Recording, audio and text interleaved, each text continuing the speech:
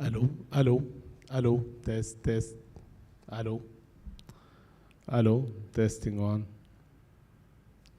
تيستينج 2. مين هو اللي بيقول هيك؟ 2 3. الو الو دان.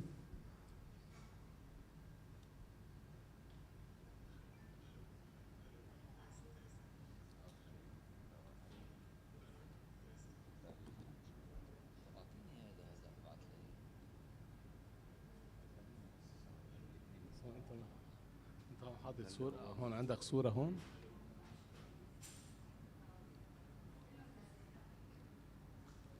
هيدا لإلي، هيدا هون محمود. هيدا إلي، هيدا هيدا الميكسر لإلي هون. بس هيدا مش ماشي فيه الوان، رجعت حطيته وان. مش ماشي فيه تشانل 1. مش شانل 1، انت قلت لي حطه في شانل 2. رجع ما حدا حطه بشانل 1 هون. لا، بل بس انا عندي صورة، انا مش مشكلتي في الصورة. ايه مشكلتك بالصوت؟ اه مش مفتوح الصوت. لا، هو في شانل 1. لا شانل 2 محطوط، حدا قلبه هلا حو.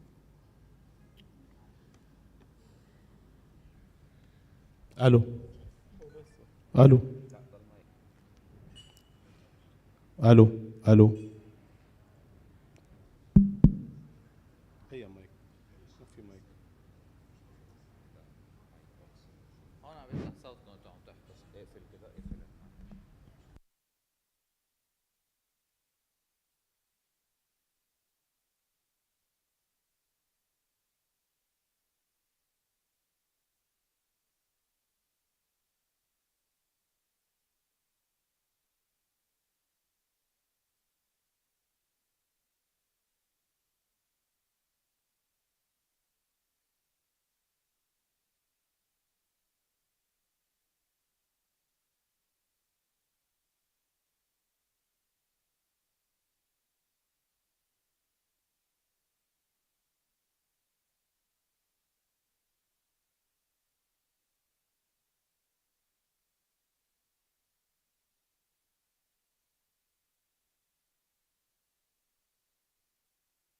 الاوتبوت منه مثل مايك. الو هلا فتح صوت احو. الو الو الو. الو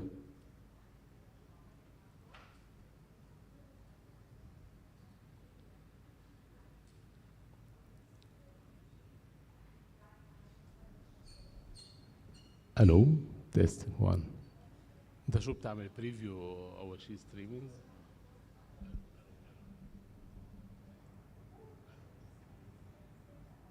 بركي ما عم ياخذ الاثنين.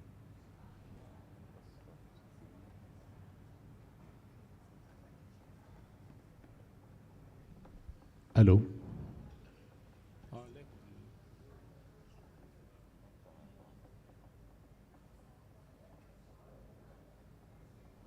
هون بلبنان قليل ليطلع يوتيوب، قليل قليل قليل مش هيك.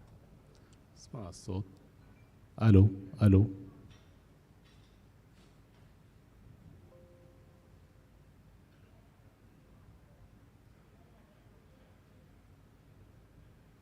الو. مش الحال. مبروك.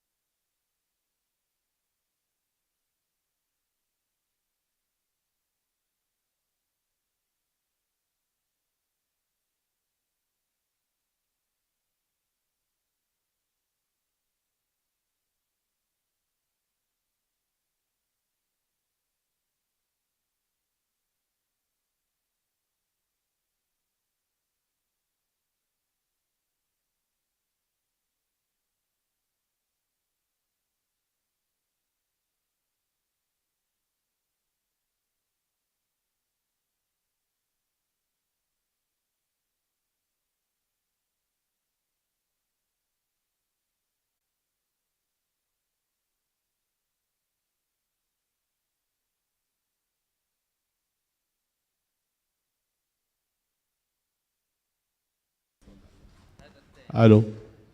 اسمع الصوت عندك يا عمر.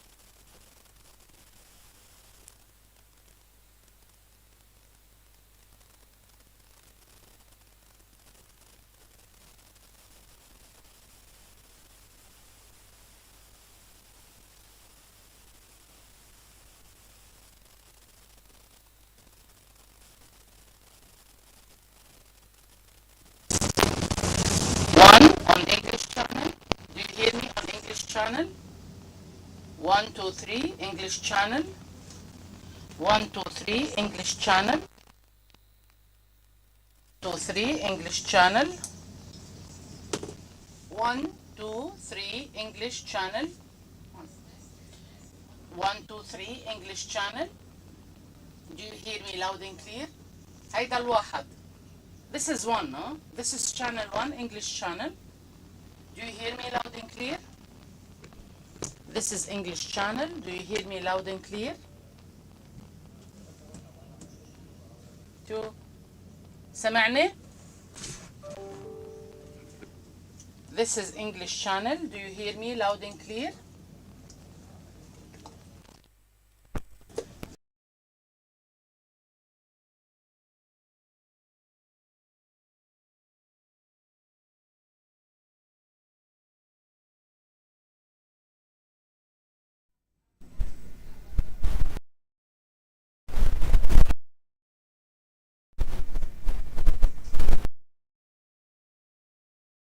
تست.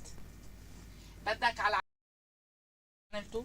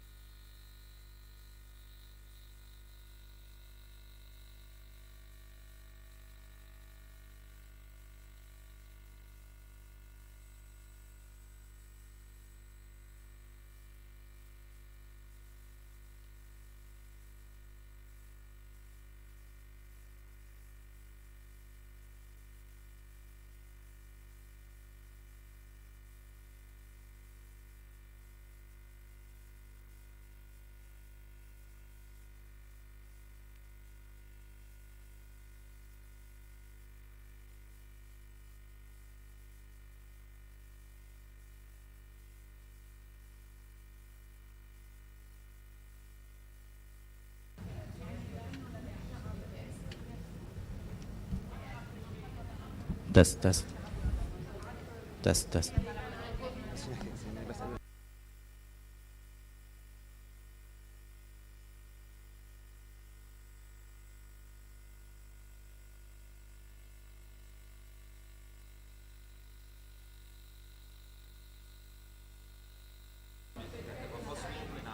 بس بتفتح الشانل بيفصل لحاله، هو بيفتح الشانل الثاني. مثلا اذا فتح الشانل العربي يعني فتح العربي الانجليش بضله ماشي لانه يكون حدا عم يحكي انجلش. بس يكون حدا عم يحكي انجلش يبدا تفتح عربي بضل العربي عم يسمع عربي. طول ما انا واخد من الشانل اي عربي بيتكلم اي شيء بيتكلم بصير فلور فوق على الفلور بضل مسموع. اوكي يعني يا ترجمه يا فلور، يا ترجمه يا فلور. اوكي. هو رح يكون معكم. بيرفكت. هلا لك تست تست اذا مبين معك. الصوت اوريدي شغال.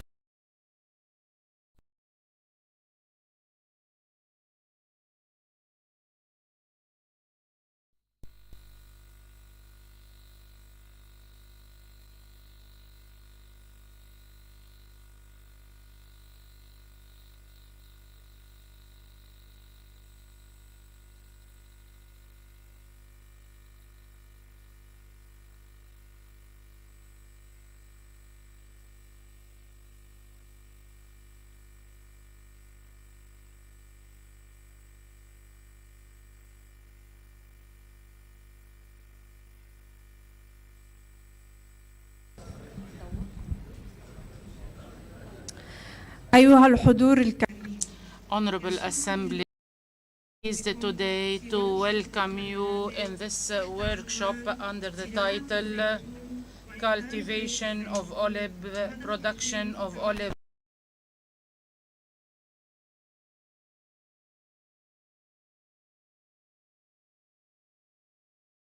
Agro Project funded by the EU under the NECBC MED program, to which it contributes Italy, Greece, Jordan, and Lebanon. Through this gathering, we are keen on learning about new technologies and developments with regards to olive systems and with regards to promoting research that aim at developing this sector. First, I give the floor to Dr. Milad Riashi, representing Dr. Michel Afram, head of Managing Board of the Lebanese Agricultural Research Institute, LARI. Good morning. Welcome, everyone. I would like to thank you for your efforts. I know that you came from long distances to take part in this workshop. I am honored to represent Dr. Michel Afram, head of LARI, who apologizes for not attending for medical reasons and sends you his warmest greetings. I am really glad to see you in this workshop after an interruption of more than 2 years and after 2 years of online meetings. On behalf of the Director General of LARI, I welcome you all and I welcome the foreign guests as well. The title of our workshop is The Olive Tree, that is well known for adapting with changes and living in harsh conditions. However, it is a symbol of resilience and attachment to the land. The same for us, despite all difficulties encountered by Lebanon, most importantly, Beirut port blast, pandemic, corona pandemic, and the financial crisis. Nevertheless, we are like the phoenix, and we are rising again from ashes in order to enshrine our farmers in their lands, and while helping them with technologies and transfer of knowledge in developing their lands. I hope that this workshop will be highly beneficial for all participants, and we are waiting for you on other occasions and other workshops as well. Thank you. ستبقى الكلمة Dr. Milad Riashi again, National Coordinator of Livingagro Project, Lebanese Agriculture Research Institute.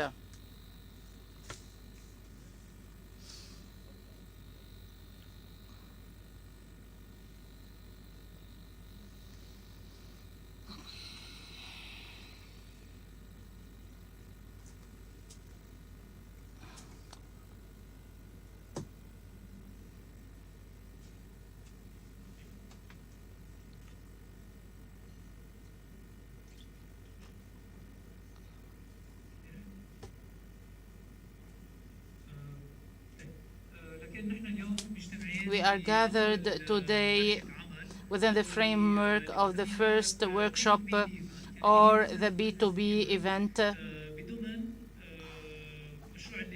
within the framework of Livingagro, the first living lab dedicated to the multifunctional olive systems. I will delve into the details of all relevant topics related to project and with the who will continue later on.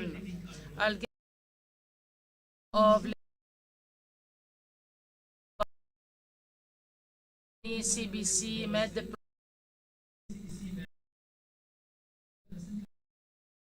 in 2020. As we already know, the Mediterranean encounters joint challenges like climate change, pollution, youth unemployment, social inequality. As such, the main drive of the NECBC Med is to work together in order to ward off these challenges and improve the living livelihoods of men and women in the region. It funds cooperation projects for more competitivity, more innovation, more comprehensiveness, and more sustainability in the Med area. What are the projects that are supported by the NECBC? Small and medium enterprises, transfer of technology and innovation like Livingagro, social inclusion, poverty reduction, pollution and climate change and environment. Living Lab is what we call a project living laboratories for agroforestry. The acronym is Living Agro. The duration of the project for 80 months, 48 months. The budget around 3 million. The contribution of the EU around 2,099,000. As for the goals of the project, supporting education, research and development in order to enhance socio-economic development. As for the priorities of the project, it is 801, supporting the transfer of technology and marketing research outcomes. As researchers and as research centers, our outcomes won't stay isolated but would be disseminated for the benefit of all people involved in the olive production sector. The main goal of the project creating two cross-border living labs.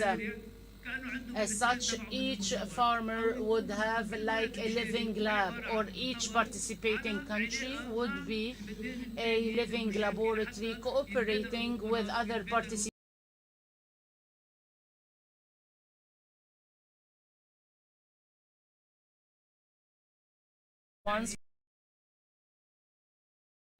research, development, transfer of technology in the field of agroforestry, enhancing cooperation between research centers, small and medium enterprises, farmers, and all concerned stakeholders with the olive production sectors.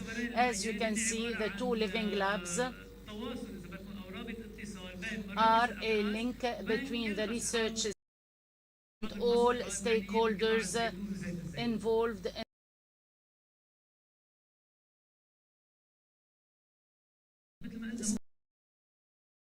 living labs. First, for multifunctional olive systems in order to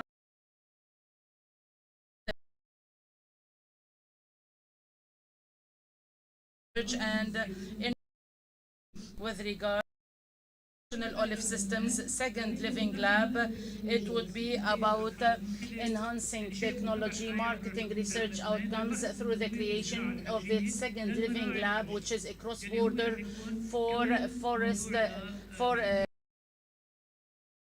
it would be the topic of another B2B event in the upcoming months. So these two living labs aim at enhancing linkages, cooperation between research centers, the industry, policymakers, and stakeholders in the private sector. Geographical scope: 4 countries: Italy, Greece, Jordan, Lebanon. Partners in the project: 11 institutions, 4 partners from the EU, 2 partners from the Euromed, 5 partners linked directly to the project. Partners from the EU: regional agency for forestry in Sardinia, Italy. Second partner, National Italian Council for Research, CNR, from Italy as well. From Italy, ATM for consultancy. Greece Mediterranean Agricultural Center SIAM. Two partners from outside the EU, NARC from Jordan, LARI from Lebanon. As for the partners linked to the project,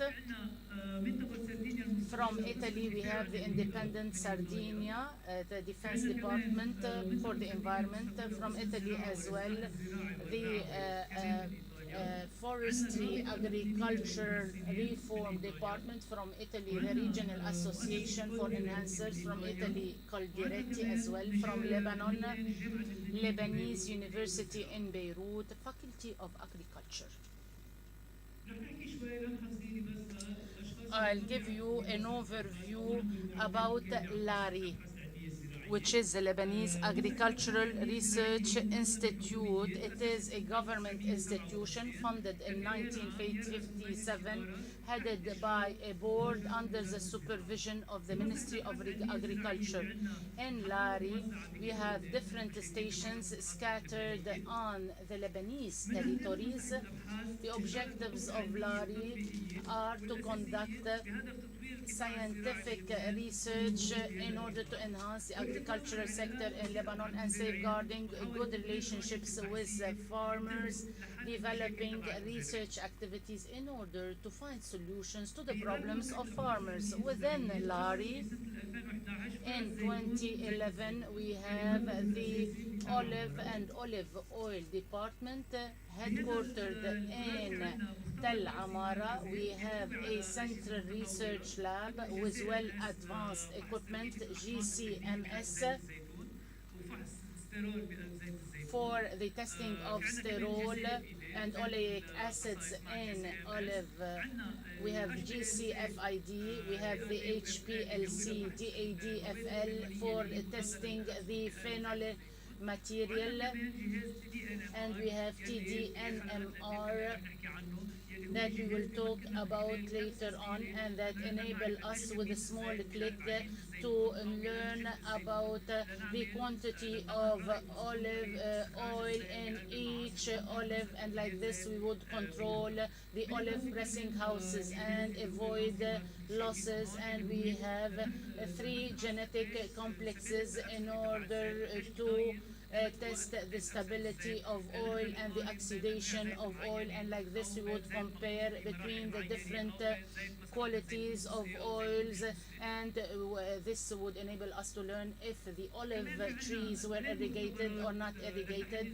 We have 8 laboratories for routine analysis of the quality of olive oil. As you can see here, they are scattered in most of the Lebanese territories: Abde, Hermel, Fanar, Baklin, Lib'a in the Shuf, and Eastern Saida in Hasbaya, Tyre, South Lebanon. All these laboratories test the quality of olive oil, and they have the same analytical method, and we coordinate together in a periodic manner to test the quality of olive oil, and we produce the outcomes in the same format.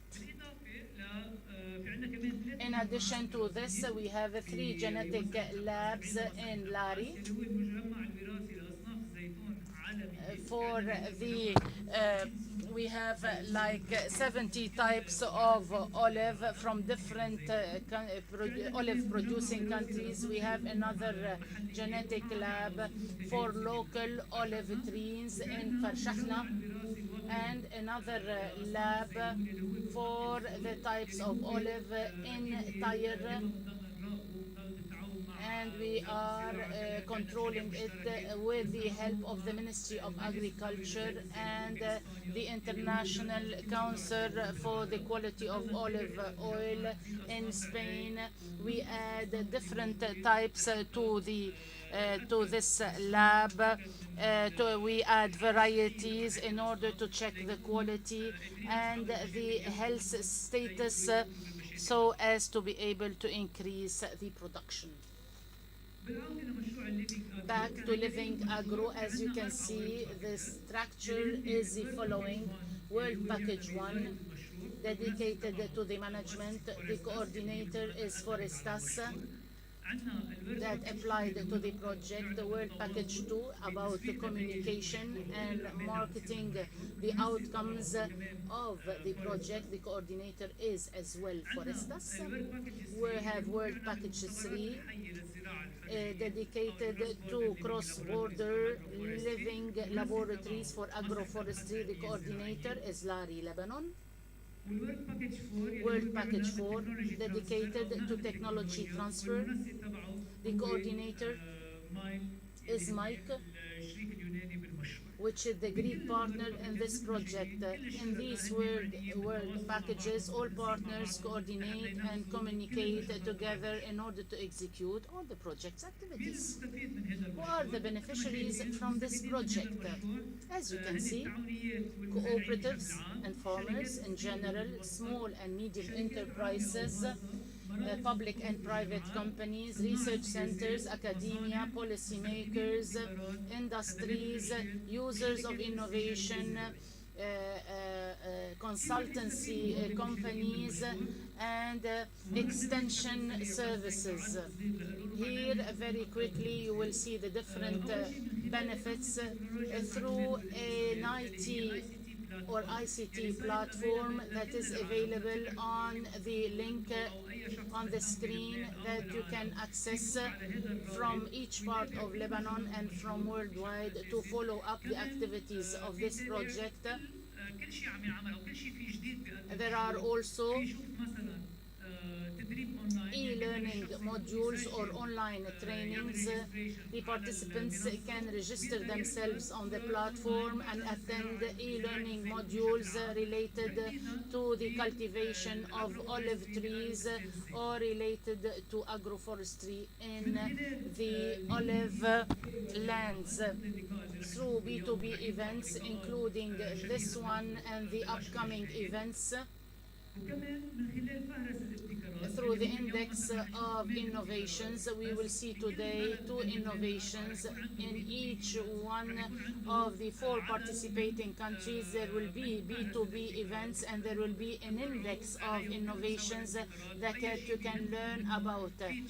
And there will be a chat on the platform to ask questions and queries about the innovations or about anything related to the olive sector. And as experts working on this project or as external experts, we can respond to your queries and to find solutions to your problems. You can even dispatch samples, new varieties as well. If you have any problems, you can share as well photos. You can send us samples to be tested, whether in Lebanon or in the participating countries.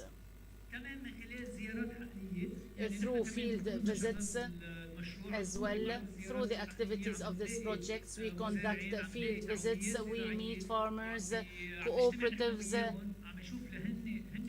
and we learn about their needs for equipment in order to enhance the sector. We learn about their problems in order to find the required solutions. Furthermore, we interact with a network of global projects that started in 2012 and some of them continue till now, like MSCA RISE. It is bioresources for oliviculture. It is about the genetic sources of olive. 2015-2019, Lebanon was participating through Lari in this project.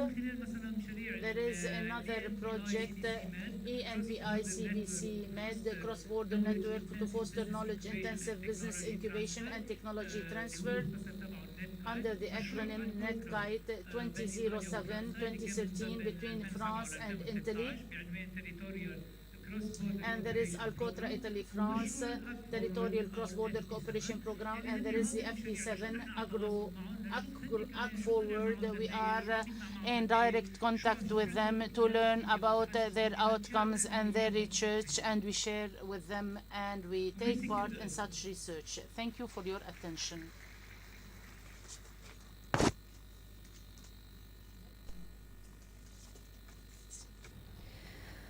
عرفته ديناميكيا ونشيطا. He is very dynamic. That is why he will tell us about the activities of this project. He is Dr. Peter Mubarak, National Manager of the Livingagro project. مرحبا جميعا. Good morning, everyone. I will introduce myself, Peter Mubarak, project manager of Livingagro in Lebanon. I am an integral part of a bigger team in the 4 participating countries, and we have the Lari institution, and a lot of you are attending from Lari this workshop. In Lari, we are more than 50 persons working on this project with different mandates and different roles. As such, I would like to welcome you all, and hopefully there will be other upcoming events in order to further and enhance our cooperation and work together. I will introduce to you the activities of this project. I will speak from a technical perspective about this project and about our approach. Without further ado, Dr. Milad already told you about these objectives. The idea of this project is to transfer technology, knowledge, new techniques available in Italy, Greece, Jordan, and Lebanon, and other Mediterranean countries. We tried to compile new technologies that would help us in ensuring sustainability of the oil sector, and to disseminate all this to the different stakeholders. At the same time, we try to support new innovative ideas, new technologies that are being enhanced and developed by different stakeholders.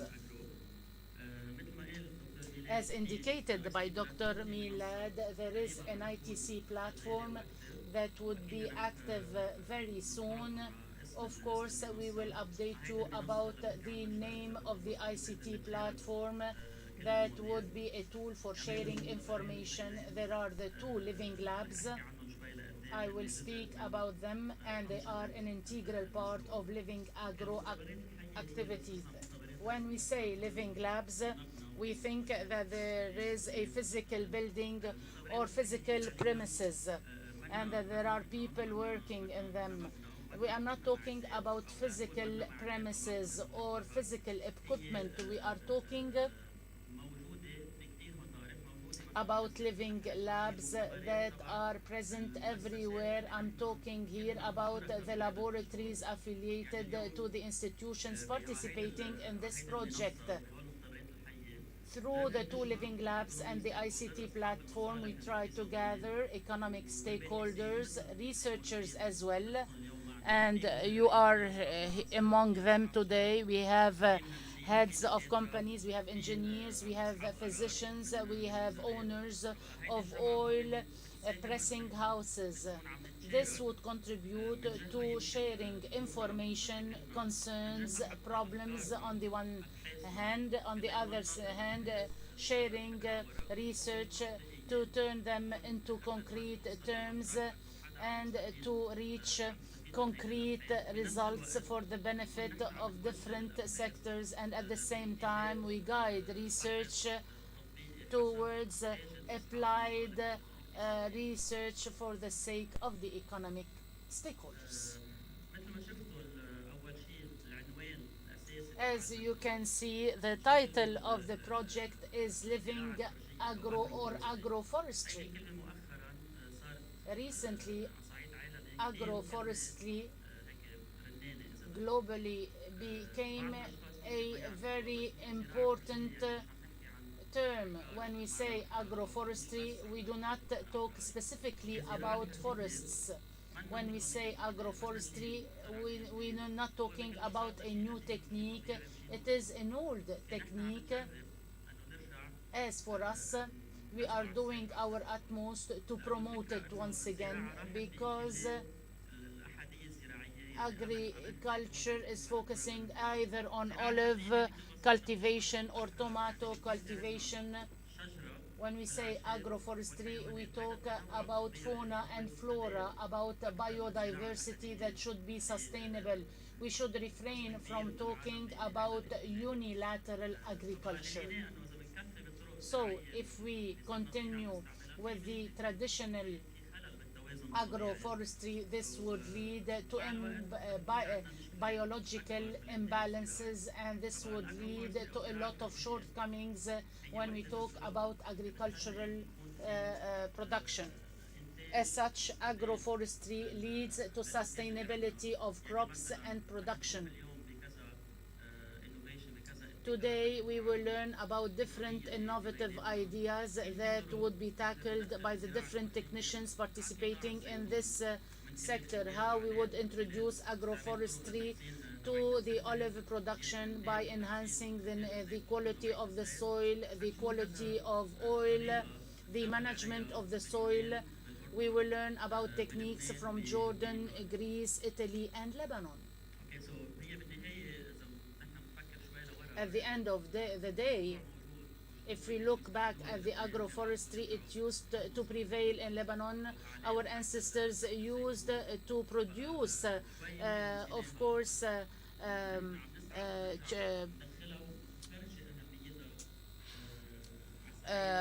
chickpeas or fodders, but we are focusing right now on the sustainability of production. As indicated by Dr.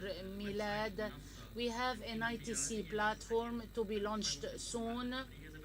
It can look complicated for you, but on this platform we would be sharing all technologies, all ideas, all the available data, all the available research. This would be made available to all. There is also an e-learning package of modules. There will be experts from LARI and from the participating countries. We prepared PowerPoints, studies to be disseminated or published on the ICT platform, and everybody can download the outcomes or attend the e-learning modules on a free basis. Furthermore, some of the e-learning modules would be dedicated to the creation of enterprises, so as to focus on agriculture as a business, but not in a sporadic manner. We need to consider agriculture as a business. As such, people registering on the ICT platform need to organize their business and their plans. As for the living labs, we have Living Lab 1, dedicated to olive multifunctional system, Living Lab 2, grazed woodlands. In the upcoming period, we will be working more on grazed woodlands. This is the first Living Lab 1 dedicated to the olive multifunctional system. Under this project, we started as follows. Despite the different difficulties, the decrease of the exchange rate, blocking of roads, the corona pandemic, nevertheless, we didn't stop, though it was one of the options considered. When we started working within the framework of this project with the 4 participating countries, we launched a questionnaire in different Lebanese areas, and the LARI team was helping us with this questionnaire. Most of you filled in this questionnaire, and this enabled us to learn about the problems of farmers in the olive sector in Lebanon. And what we found is that most of the farmers have a problem with the soil degradation, limited incomes, increase in the cost of production, and the cost of fertilizers, difficulty in pruning, difficult working conditions, the overuse of chemicals, and the increase of their cost. After identifying the problems of the farmers, we worked on these problems. In other countries, other studies were conducted, and we are an integral part of a consortium. So the farmers in Greece or Jordan or Italy have different needs. than the needs of the farmers in Lebanon.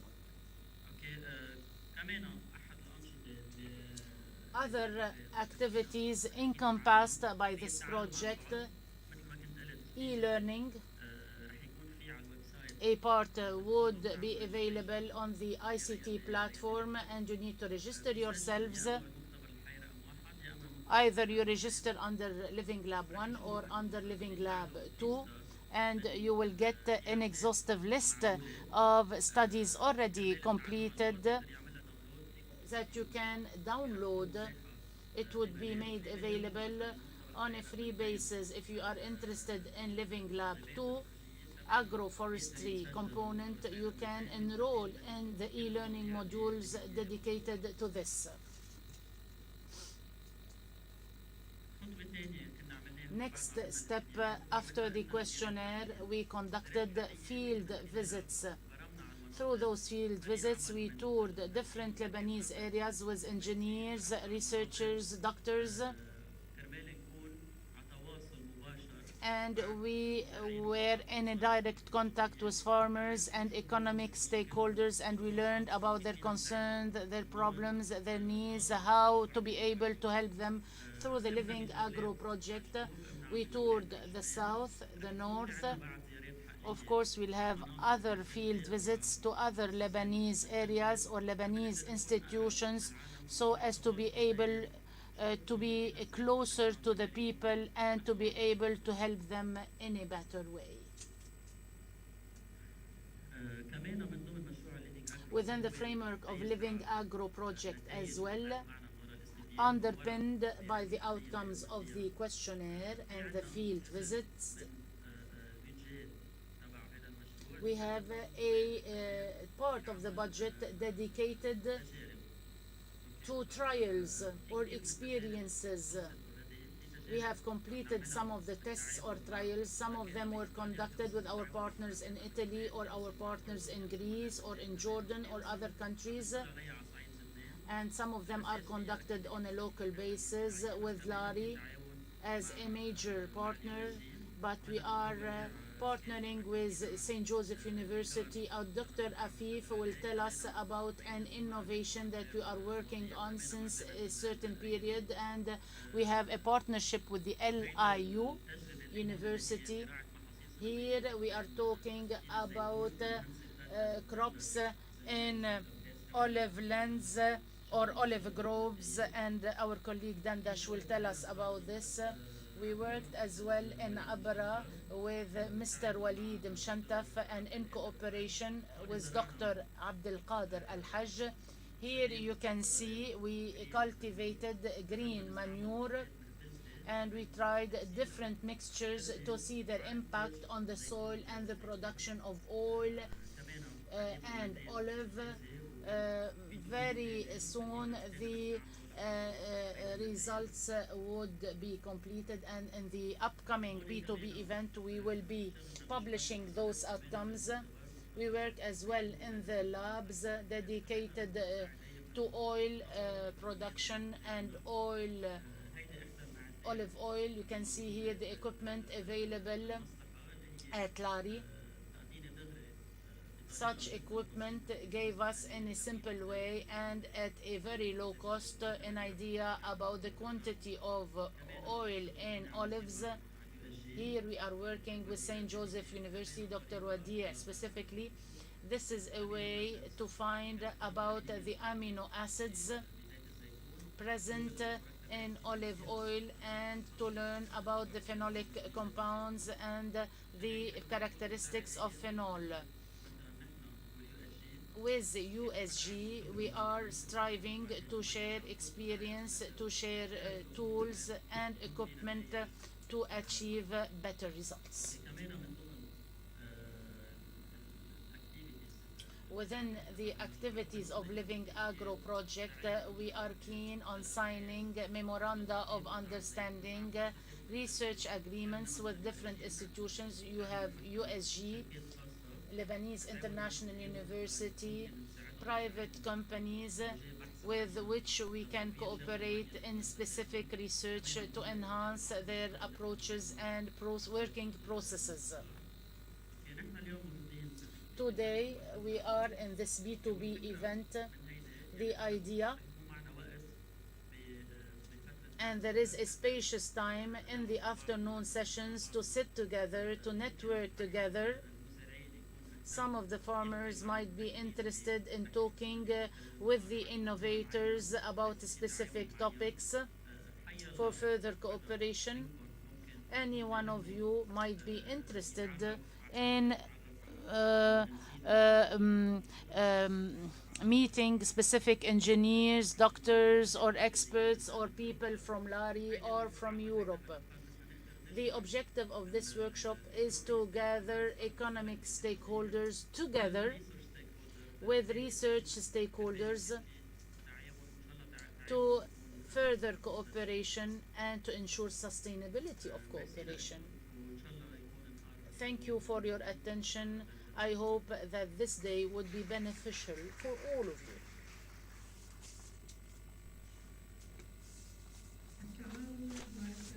Cooperation is the basis of success. Success cannot be achieved without the Lebanese university with highly reputable graduates. I am talking a doctor who is modest, who is dynamic. I am talking about Dr. Lamis Shalak. She will tell us about the cooperation between the Lebanese University, the National University of Lebanon, and the Livingagro project. Good morning, everyone. والضيوف الكرام، أنا جاية من كلية الزراعة بالجامعة. I am from the Faculty of Agriculture of the Lebanese University. Our dean conveys to you her best wishes for today. ليش بس هحاول أترجم دغري. فإذا لمحة بسيطة عن الجامعة اللبنانية ثم كلية الزراعة، ولو إنه معظم الحضور من خريجينا. ودورنا بمشروع Livingagro وشراكتنا مع مصلحة الأبحاث العلمية. And I will speak about our role with Livingagro. As you all know, Lebanon is a very small country in which we have 41 accredited universities. The Lebanese University is a national university, the mother university. It was founded in 1951. Our largest campus is the one of Hadas, located in Beirut urban area, with 62 branches distributed across the country. We have more than 5,000 instructors and around 81,000 students in 2021, and the number is increasing, still increasing. And we have selective admission policy based on entrance examinations. The Lebanese University delivers bachelor, master, and doctoral degrees, and it was accredited by HCERES France in 2018. Our university comprises 9 faculties of sciences, engineering, medicine, health, and technology. We have 7 faculties of social and human sciences and 3 doctoral schools to prepare students for their PhDs. Concerning cooperation and MOUs, we have until now signed more than 350 cooperation agreements, and sometimes we cooperate and sometimes we lead in different various international projects. The Faculty of Agriculture trains in different fields of agricultural specialties, veterinary specialties, and we have more than 150 graduated students per year. We have a cooperation agreement with, or cooperation agreements with many international institutions and national institutions. On the national level, I would like to stress today our historical cooperation with CNRS and with ICARDA, and we want to thank the Director General of the National Research Center and We want to thank all our partners for the initiatives, personal and organized initiatives, sometimes initiatives from our partners to train our students preparing their master and their PhD with supervisors and directors from the LAU and from the Department of Agricultural Research. We are an associate partner to Livingagro project, and we participate with Livingagro through our activities. And within the Livingagro project, we had a participation in cross-cutting committees, data collection, revising of e-learning models, and revising the listing for innovations. The Livingagro project is still going on through its cooperation with the LAU, with the Lebanese University on the a green cover, and Dr. Fatin will speak about it. We have Teresa Atalla, Dr. Teresa Atalla and Dr. Sekarie who are working with our students in a tight cooperation with the Department of Agricultural Researches. They are working on new mixtures coming from countries working within the Livingagro project. I hope I was brief, and thank you and have a nice day.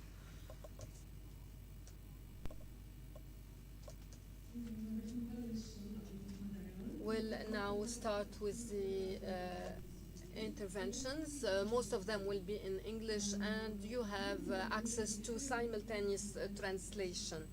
If you like to have the headphones to listen to the interpretation, please raise your hand so that we give you the special headsets, and after each intervention we'll have a 10 minutes discussion.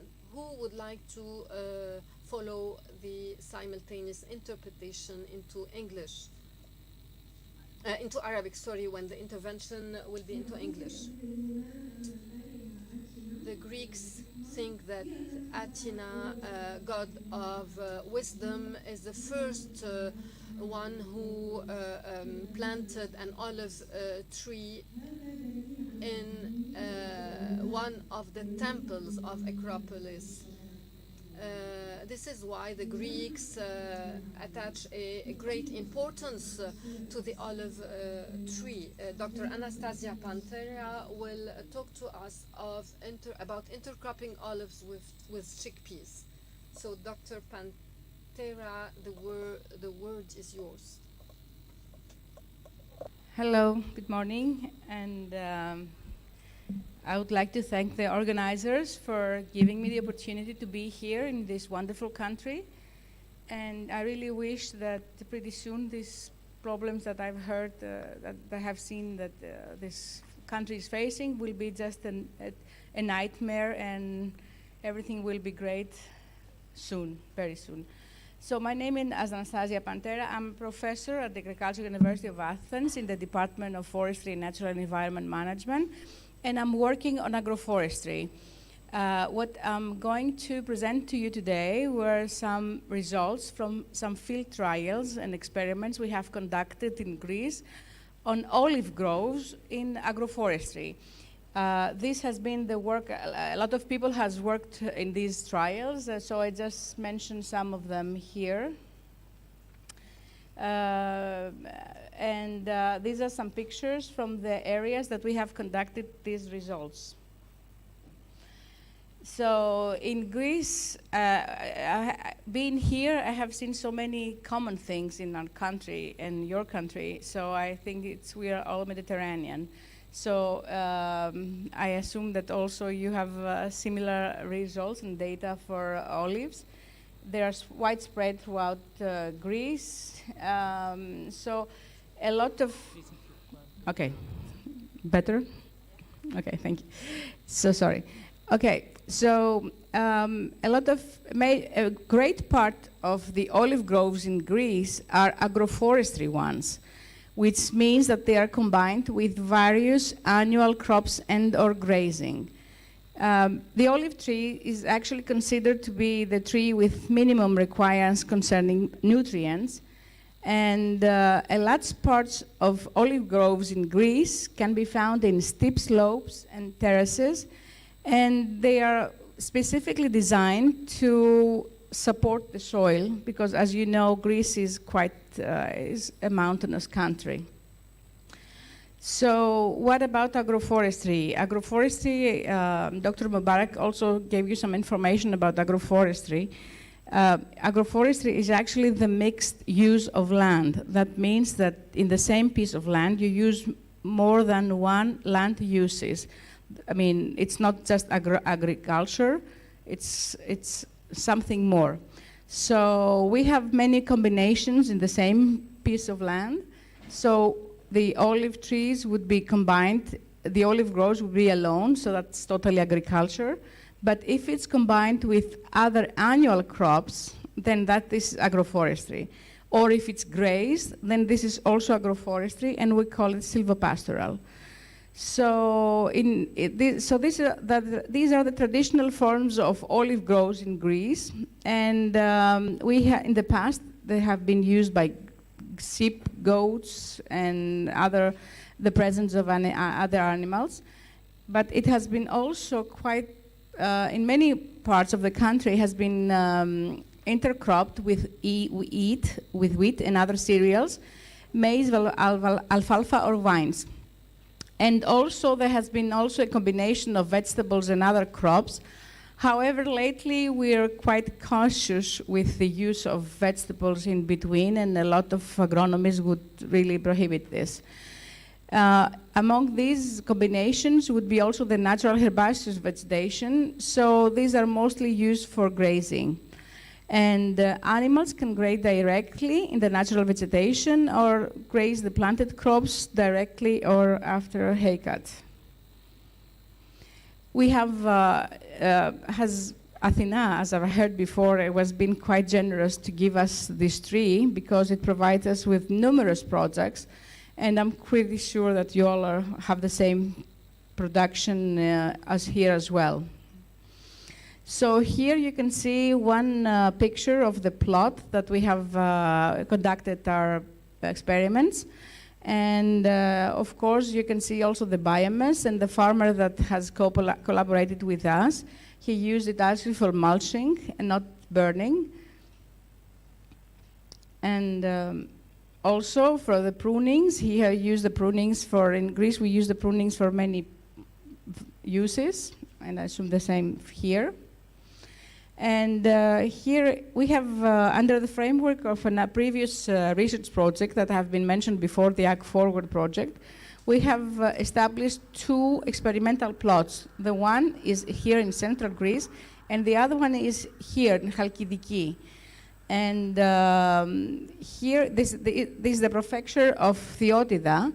And actually, you can really say that Theotida is totally covered by olives. It's like if you look on the Google Maps, it's like totally green, totally covered by olive. And here is the plot that we have used for our experiments. So the study area was a typical Mediterranean place. We have conducted also some previous to our experiment, we have conducted some soil experimentation.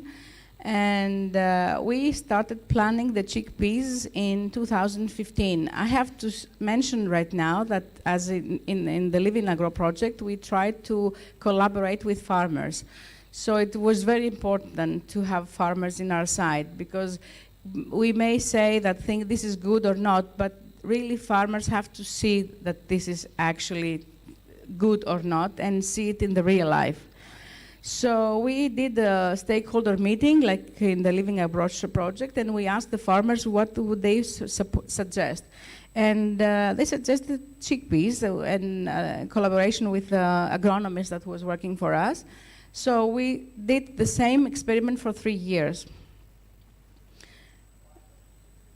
And this is a picture actually of the olive grove that has been used.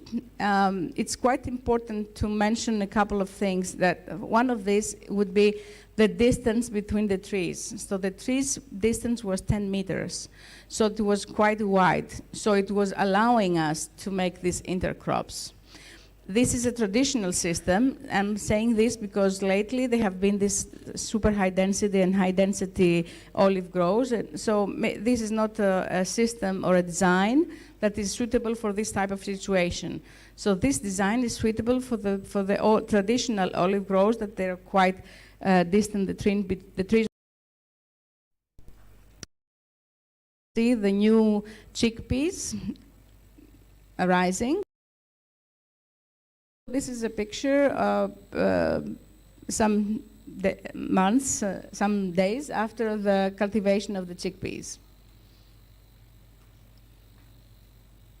And this farmer, he was really trying to be innovative, so he was also combining it with other trees, and he was also combining with some medicinal herbs. We'd used some oregano. We also tried it with oregano as an intercrop. And it was quite successful as well, but we didn't do it on a wide scale, so we don't have some official results on that. But he did use one part of his field to cultivate oregano. So here is another view of the olive grove. And also the same farmer in the other side of his land, he also had some beehives, and he was actually trying to produce everything for his family, but also with his shop. He had an organic shop. So the important thing about it is that more or less after the 3 years of our trials, the important result is that in the part of the field of the grove that he was using, he was cultivating olives with chickpeas, and in the part of the field that he was just cultivating olives. And I have to mention that here we didn't apply any fertilizer except of phosphorus. And here we applied the combined full fertilizer as was advised by the agronomist that was working for us. So the important thing is that more or less that the farmer had the same production in both cases. But the difference is that in this case, he paid no money for the fertilizers. So that's the important part of it. And we also did an ecosystem services recording of the system. And I have to say that after this results, I will also present you the results from the other experimental plot in Chalkidiki. And so here are the economic value of the first one, the first experimental plot. So here the important part is that in both cases we had a lot of labor input. So farmers had to do some job. And also we had the high mechanization label because we had to do pruning and everything. But the important thing is that here, in our case, in the agroforestry plot, in the silvoarable plot, we had a low input of chemicals. In contrast to the intensively grown olives that they had to actually apply fertilizers and mainly nitrogen fertilization. So we also did a recording of the ecosystem services provided by the systems, and you can see that this is a very lush and very rich systems, and they do provide a lot of ecosystem services. Lately, there has been a lot of attention paid in Greece, but also in Europe, and here in the world, I should say, about the ecosystem services provided about the different management systems. And the important thing about agroforestry and the mixture of these type of land uses is that they do provide a variety of ecosystem services, as mentioned here. So here is the other experimental plot we had in Chalkidiki, which is in northern Greece. And there's a similarity in the fact that the trees are also in a distance of about 10 meters each one. And I also have to mention that this was a traditional land use. I mean, if you ask our farmers, our older farmers, they would all say, oh yes, we had been cultivating something in between our trees. I'm pointing this out because this is really not so popular lately, and I will explain you later why. So here you can see the differences and also the white spaces. And this is the experimental design that we have established. And in this case, we have used barley and common vets, both as feed for the animals. And here are the two treatments and the establishment of our experiments. And we have repeated these experiments 3 years. I'm pointing out the replication of the experiments because this is real life. These are real fields. So maybe 1 year the environmental conditions were favorable, and the next one may not. So this is why we did it for 3 years, to make sure that we can get a good result or a good confidence about our results. And so here you have see some pictures after the establishment of the intercrops, and some more pictures of the system. And we had similar results. In what case? Because we have used the nitrogen fixing species as well to make sure that we have a lot of nitrogen, free provided nitrogen. And the important part was that we had a very good results on the nutrient balance in the soil. So the important thing is that we get a high, we get the products, we got a low cost, no fertilizers, but in the same time we had a very positive effect on the soil. And as I said, I pointed out many times, we were in close correlation with an agronomist who was continuously actually supervising the system. And what really was, it impressed us was that in both cases, the farmers and the agronomist said that the olive, the color of the olive leaves were more healthy, were more intense. So, but of course, we cannot really evaluate the color, but it was just a comment that they made. So anyway, the fact is that we had an excellent example, and the results were very positive. And at the end, if you ask me what is my conclusion is that and I have to mention that the same experiment was also conducted in INRA in France. So we had more positive results, and these results are all published in scientific papers. So if someone wants to have more information about the results, they can always be found in scientific publications. And so one may say that, okay, everything is great, it's a big success. Well, no, because the farmers are reluctant to actually apply this type of intercropping. Why? Because even though agroforestry is a very win-win situation, as I mentioned before, it demands some labor, and some labor and some knowledge. So, if I may say, farmers are afraid to do this intercropping. So my major conclusion about all this is that we need more trainings. We need to inform people or farmers that there are many advantages and few disadvantages, and the disadvantages actually relate to the management. So if someone asks for information or for support from an agronomist, I think that these disadvantages would be actually converted to advantages.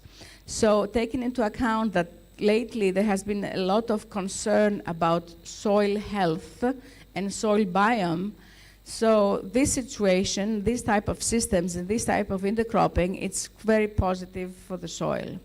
And I also have to mention, as Dr. Mubarak said, that next year the big European scientific halls will emphasize on living labs and on soil, because it has been quite clear that it doesn't matter what we say or we think about the color of the trees.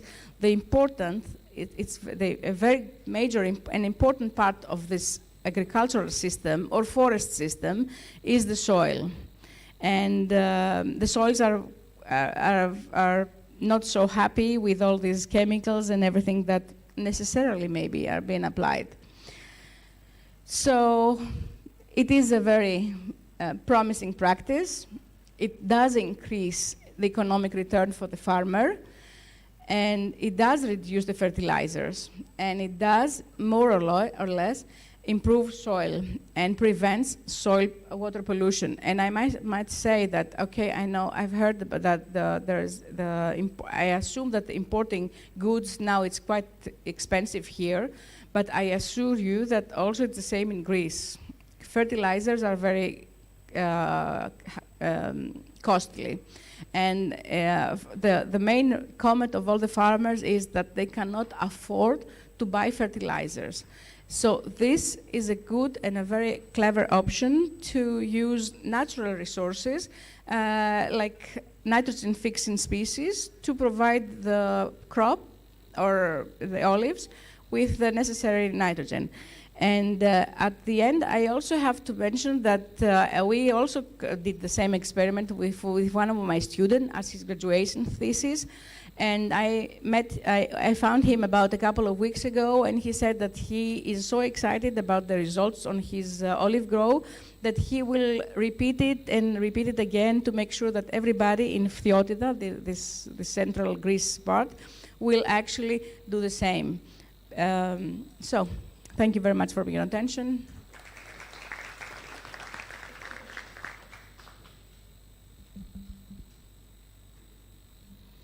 If you have any question or anything, I don't have time. And I have also to say that the first farmer in Phthiotida, he had this little shop and he was selling everything. So he collected the chickpeas and he was selling them as an organic product.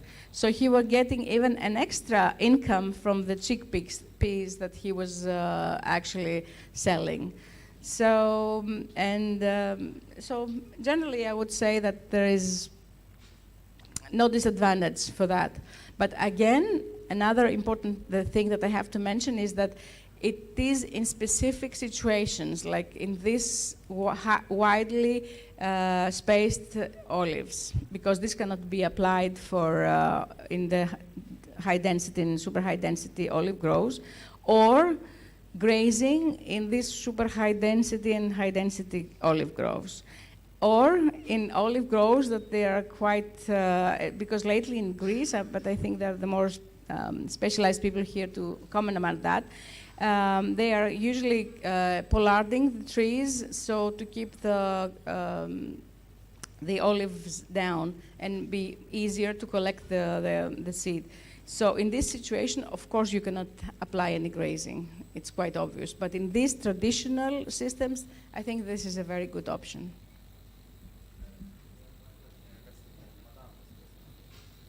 Hello, thank you very much, Professor, for this very clear presentation. My name is Therese Atallah from the Lebanese University.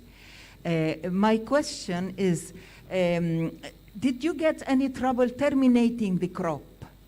This is, technically speaking, you had chickpea, and later on in another trial, you had a mixture of barley plus vetch. How do you convince the farmer that terminating this crop is something not very tricky? First. Second, I am a bit, can you clarify the point that these cover crops seem very far from the roots of your trees? Yes. Okay. We have also, you can find a lot of details on your question in the paper that we have published. I can send it to you because we have also conducted, we have also measured the height of the intercrops and see the effect of the shading of the tree to the crops. So we do have this data, and sorry. Okay, so yes, there was an effect on the shading on the intercrops, and of course the highest and the highest and the highest production and the highest in height intercrops were actually found in the middle, because there was some effect. Yes, but the bottom line is that at the end, if you add the production and the pluses of having both cultivations compared to just the one, just olives, so that's a higher. In agroforestry, we use an index which is called LER, land equivalent ratio, which means what? How much profit you get of a land of being monoculture compared to having something else like in agroforestry. In most agroforestry systems, you got a land equivalent ratio of 1.2, meaning what? If you get just one cultivation, for example, if you get just olives, okay, out of the one which was the perfect production, you would get a 0.9 or point something. In the cases of intercropping, you get an extra income or an extra production having this intercrop. So in these cases, you have, of course, you don't have a 0.9 excellent production like if you have a monoculture. You may have a 0.8. But if you add also the additional income or the additional profit that you get of the intercropping, then you get to the 1.2. And in my other presentation, give you this type of example so it's more clarified. And as for the first one, the farmers, it's something that we don't terminate it. It was an experimental plot, so we did harvested everything, and they really had no comment. They had really no negative comment to say. But as I said, as I pointed out many times, it is a system. It has to do labor. You have to get some more labor. You have to get some labor to establish the extra crop. But in the same time, I mean, I was very disappointed when I visited my student's olive grove to see how his experiment was going on. Right next to my student, all the olive grove's soil were like if they were burned from the number of chemicals that they have applied to get rid of the competing biomass. I didn't like it. I mean, I thought that, I'm a I do teach soils, forest soils. So for me, that was really unacceptable. I mean, and as I said, it is getting quite clear that we have we as a society, as whatever, we have a major problem about soil health. And this is why it's a lot of emphasis going on. And I mean, we even I was invited some weeks ago in a meeting in Brussels, and they all pointed out that we have to place emphasis on soil health. And in any of our new proposals, we definitely have and point out and emphasize the need to investigate soil biome and soil health. So I think this is actually one of the major advantages, that you get a healthy ecosystem and not a system. Because at the end, what comes out is, excuse me, that you have an agricultural ecosystem that is turning to a plain system which is totally dependent on your inputs with whatever outputs. Hello. Just, did you take into consideration the age of the olives? Is this practicable for small olive oil age? And second, did you make any analysis for the soil toxicity for copper? When you have such chickpeas in the land and you spread copper, we know all about copper toxicity in the soil year after year. So the main questions, age of the olives, because this is a very aged olives. Those are more than 40, 50 years old. Yes. And yes. and there is no competition between the roots of the olives and the chickpeas, which cannot be done in small olives. And Exactly. second, the copper. Exactly, yeah. These were all, as I said, this is an example of a system that can be applied in all of the olives were old in age. The younger were in Chalkidiki in North Greece, were 80 years old. The ones in Theodora were very old, exactly. And I would be very careful because you see, I will also say that in my afternoon presentation that we have to be very careful when we go and start cultivating in an olive grove, especially when they're younger. Because normally, yeah, I will also include this in my presentation this afternoon. Yeah, because the important point is that in agroforestry is you force the roots to grow deeper. That's the point. But if you go there and you start cultivating very close to the tree, you may damage your tree and you may lose your tree. So that's something that somebody must be very cautious. How to cultivate and how to actually, and as you have seen in our plots, I think it's quite obvious. We have actually, yeah, you see, we more or less used to a middle lane, trying not exactly to interfere with the roots of the trees. But take into account that, as I said, this was a traditional system in this area. So probably the trees used to be the roots of the trees were used to having this kind of cultivation. But anyway, the bottom line, in another experiment that we have conducted also in northern Greece, but not with olives, we started with younger trees, but we started pretty soon. I mean, we established it actually with walnuts for high-value timber, not for production of seeds. So we started cultivating the system more or less after the establishment. So every year we would do the same. And we also used nitrogen-fixing trees and species, but also at the end we also started to use wheat. Well, it was amazing, but after 10 years, after the establishment of the walnut trees were huge, and because of what? Without receiving any fertilizer. Because at the end, everything that was because of the wheat, in wheat cultivation, we definitely have to apply fertilizers.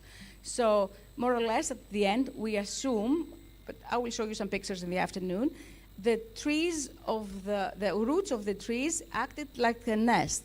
They would grow below the crop, they would force to go deeper, create a nest. So everything that was actually remaining from the fertilization of the annual crop would go and be used by the trees. Because, I mean, there's no other way to explain why the walnut trees after 10 years were in a height that was really not normal for their species. So, yeah.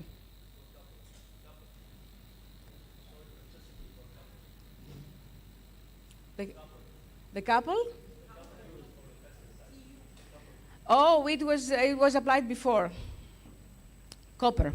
Yeah, it was used before the application of the annual crop. Yeah. No. Hello. My name is Elvis Georges. I'm from the Balize Agriculture Research Institute. سوري لحتى نضل ملتزمين بالاجنده وما نتاخر بالوقت. Excuse me, in order for us to be on time, we'll give you only 5 more minutes for the discussions, because after lunch we'll have 2 round tables in which you would be able to ask as many questions as you want to our speakers. So excuse me, this afternoon you'll have the possibility to ask as many questions as you want during the round tables.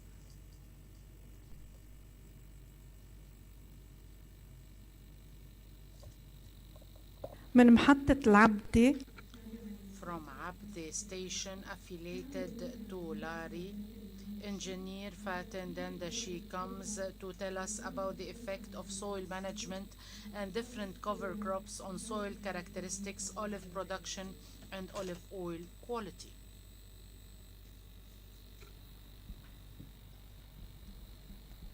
صباح الخير يعطيكم. Good morning to all of you.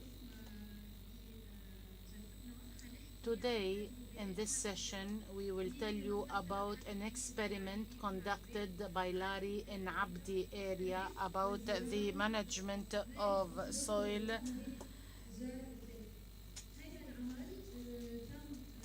and different cover crops on soil characteristics. We did it with Dr. Therese Atalla from Lebanese University, with CNRS Intel Amara, Dr. Milad Riyashi, and Dr. Peter Mubarak, engineer Miriam Jeha, and 2 students from the Lebanese University who were preparing their thesis within the framework of this project.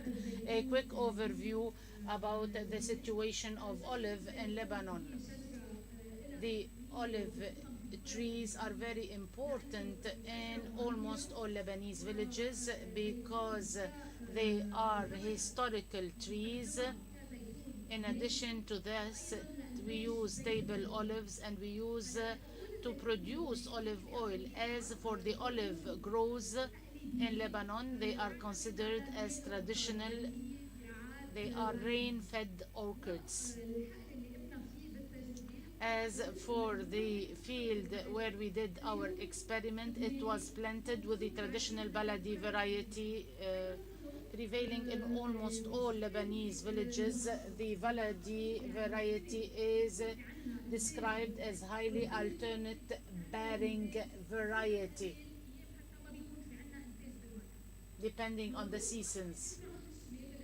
Of course, this would pose a problem in the markets. Why? Because if we want to enter any market, we need to ensure a sustainable production of olive oil. But because of this alternate bearing variety, we are unable to be present every year in the markets, and this would lead to a regression of competition. According to the studies conducted, we focused on different varieties, the impact of irrigation, the impact of fertilizers, the impact of cropping and post-cropping on olive oil and olive production. But when we talk about cover crops, the studies are really few, but we cannot deny that the cost of fertilizers is very high. As indicated by Dr. Anastasia, the cost of fertilizer is a big burden for the farmers, the same for the Lebanese farmers. And because of the economic crisis, this have increased, and the farmers are unable to use fertilizers while planting their orchids or growing their orchids. No studies have been conducted on the effect of fertilization, and especially green fertilization, on the tree productivity or oil quality, alternate bearing of the olive tree. We did it within the framework of Livingagro. We wanted to know about the impact on tree productivity, olive oil quality, and alternate bearing of the olive tree. الزيتون. ليش؟ لأنه نحن طبعاً مثل ما ذكرنا إنه As indicated, we are keen on decreasing the fertilizers cost for the sake of the farmers. We wanted as well to achieve minimum tillage. We wanted to have an overwinter cover crop that would fight the soil degradation, since the falls are specific to specific season, and we wanted to achieve rational fertilization for the benefit of farmers. Within the experiment, we used the baladi variety in Abdi Akar. We are talking about a baladi variety planted in 1996. We have 7 lanes or columns, and with 10 trees for each column, with a spacing of 6.5 meters between rows and columns. This field was really neglected. Before conducting this experiment, we have pruned the field so as to be able to achieve good results in the upcoming years and to enhance productivity. Other problems, as you can see in the photos, when it used to rain, the land used to be inundated, and we wanted to find a solution for this problem. We dug, as you can see, a duct to collect all surplus of rainfalls. Before conducting the experiment, we cut the grass and we dug the canal of 52-meter length and 1 meter depth and a cross section of 70 centimeters. We took samples from the soil and we took samples from the leaves of the trees in order to assess the status of the field. On the basis of the outcomes, we used fertilizers because there was a lack of nutrients. Why? Because it was already neglected as a plot. So we started with a balanced soil and with pruned trees in a good way. In our experiment, there were 3 treatments, 1 negative control and 1 positive control. Each of the treatments and controls will be represented by 6 replications. Under 6 trees, we planted faba beans. Under 6 other trees, we planted broccoli. Under other trees, we planted barley with common vetch. As for the negative control, spontaneous vegetation as negative control. As a positive control, we used fertilizers with herbicides. So we didn't leave any bad worms that could impact negatively the nutrients in the soil. We planted faba beans, like 12 plants per square meters. As you can see in the photo, we had problems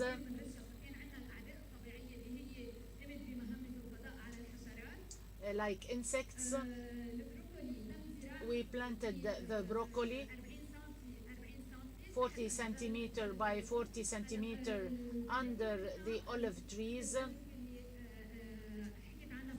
This is not similar to experiment done by Dr. Anastasia. We didn't plant under the trees, but between the olive trees we planted the broccoli. And you can see the third treatment. We planted barley 50 by 50. Here you can see the negative control with bad worms. We planted as well vetch, and the positive control where we used fertilizers with herbicides. What did we study as parameters? We took a sample of the soil at the beginning of the experiment and another sample at the end of the experiment. We started in October and we ended the experiment in April. As for the soil samples, they were taken from 2 depths, 0 to 20 centimeters and 20 to 40 centimeters. We measured the pH, texture, calcium carbonate, organic matter, ammonium nitrate, phosphorus, potassium. At the same time, we took samples from the tree leaves at the beginning of the experiment and at the end of the experiment to study azote or zinc, iron, and so on. In addition to this, we studied the plant height and yield of faba plants. when we planted faba beans, we were keen on providing new sources of income for the benefit of the farmers to enable them to sell the faba beans in the market. As for the broccoli, the farmers could have used it fresh or as a dry biomass to be kept and preserved in the soil. As for the vetch, barley and weeds, we studied the proportion and the dry weight. When we planted vetch and barley, there was a weed production, and we wanted to get rid of the weeds, bad weeds, or to decrease their level. We studied the dry weight of weeds and the negative control treatment, as well and temperature. The results, the not take general results from the first season.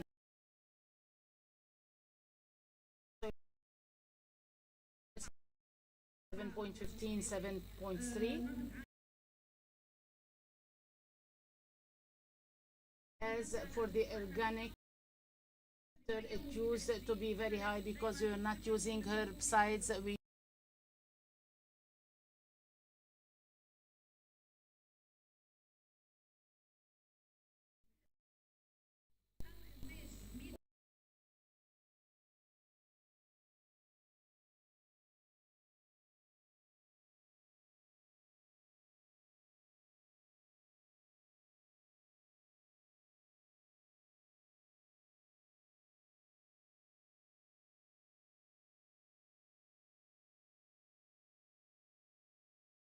received like 2,169 for faba shoots. As for the vetch and barley, square meters.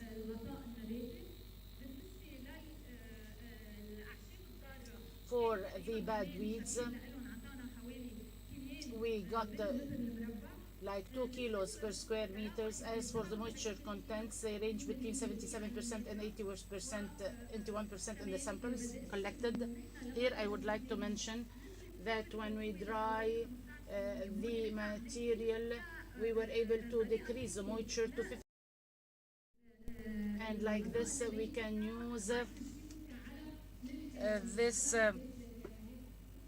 cover as dry fodder or green. The cover crop could be used as green and dry fodder. As for competition with bad weeds, decrease in 58% as per the negative control. As for the broccoli plants, they produced like 170 grams, like 12% of dry material or material. At the end of the for season 1, we studied the azote,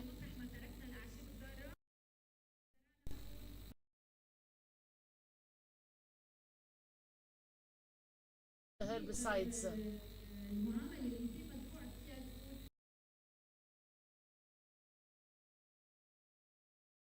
The nitrogen was higher. As for the difference, it can be related to the rains, winter rains. We have seen belated winter fall.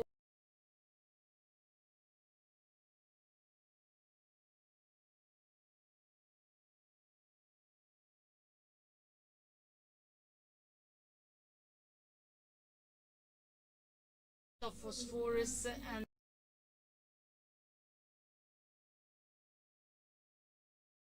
really in the tree leaves. So the results, according to the ANOVA statistics, they didn't show any valuable difference between the first part of the experiment and the last part of the experiment. This experiment should be replicated in other seasons in order to have better results that give a clearer picture. In conclusion, when we talk about fertilizers or cover crops, we need to adopt them as a good soil management practice, especially on a long-term basis. I'm not talking about a short-term basis. Like this, we would achieve a good ecosystem. Furthermore, the farmers can use the cover crop during the winter as an additional source for income in order to sell the production or to use it as dry material, fodders for the animals or fertilizers for the land. And thank you for your attention.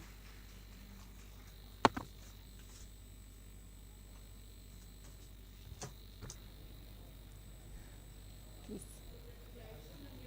Thank you. Yeah, as I enjoyed your work too. لا نسمع. Right now is on soil moisture. Yes. Have you made a comparison between okay, what we're testing right now is Yes. soil moisture Sure. in the presence of this intercrop. Yes. Have you evaluated that? I saw the 70. Yes. Was this the two values? Yes, we were measuring the soil moisture in the soil, and what our purpose was to terminate the cover crop before the end of the season of the rains. So there was like no competition for the water. The sensor was like always on the field capacity. If that's answer Okay. your question. Yeah, yeah. Okay, thank you.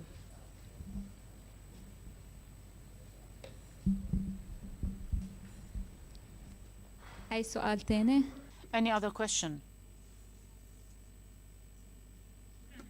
Thank you for your attention. من كالياري عاصمة جزيرة سردينيا. From Cagliari, Italy, well known for its natural beauty and for its oil production, Dr. Mauro Forteschi comes. He is a researcher, innovator. He will tell us about the DNA-based diagnostic test to authenticate the varietal origin of olive oil.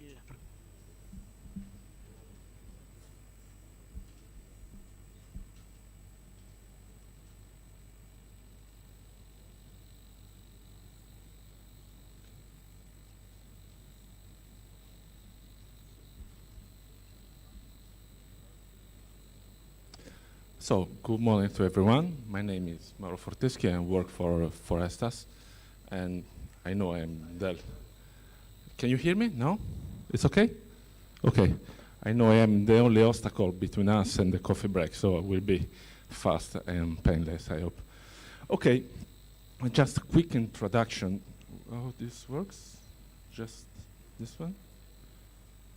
Okay. Just a quick introduction about my agency. I work for Forestas. The website is on the corner. And Forestas is an acronym. It stands for Regional Forestal Agency for Environment and Territory Development of Sardinia. And we covered a lot of activities. Our main topic was forestal management of public areas. So we started this activity since 1886 because we have a kind of military heritage, because in Sardinia we have a problem with bandits that hide in the forest, and we start from there. Now we manage something like 87,000 hectares of public soils, but we have some agreements with municipality and other institutions. We manage more than 300,000 hectares of territory. We also do a prevention and protection against wildfire. I don't know if you see in the news, this year is really, really hot. We have a lot of wildfires. We have workers that go to fight the fires, and we coordinate the action of the the firefighters and people that fight fires. We also do wildlife preservation projects like deers and griffon. We have a program to reintroduce this wild animal in the environment, and also flora preservation. We have, starting from our first action, we reforest a large amount of territory, so we have a nursery to produce trees to do this action. And also, like today, we participate to cross-border project like Livingagro. In Livingagro, we are lead beneficiary. We do a coordination activities. We participate to field trial, field visit, and brokerage events like this one, okay? Going to the innovation I'm presenting, this is innovation followed by Luciana Baldoni from CNR of Perugia. The innovation consists in identify the olive tree varieties by means of DNA analysis. It's a kind of like CSI. I don't know if you commit a crime, you can go into jail by the DNA, you know? How it works, it basically is the same process that we know very well caused the pandemic, because it's the same kind of analysis as a PCR, but you don't have to worry about the PCR, because you have just to bring the sample to the lab, and the scientist will do the job. So the result will be a kind of barcode that will show you if your sample is from one variety to another. But to come to this tool, to this analysis, we have to set up the experiment. And briefly, it works in this way. You start for reference samples, you extract the DNA, and there is a whole genome sequencing process that it's a kind of analysis mixed by bioinformatic tools and molecular biology tools that can exactly detect the DNA code. And at the end of this flow, we will be able to discriminate among the varieties. It can be done on plant or oil, so will be important for the fraud detection. And we found that actually in Italy, I don't know, in Lebanon, there are more names than varieties. Because just a short example, we have in Sardinia, the main varieties is Bosana. In Marche, the main varieties is Coroncina, and Apulia, you know, there is Peranzana. And can you imagine the farmer discussing each other? My variety is better than yours, mine is more producing, but when we perform the analysis, we find that they were actually the same varieties. So, okay, it means that we are really able to discriminate the varieties, but nowadays, we can't locate the production area. This is the shortcoming we are trying to overcome.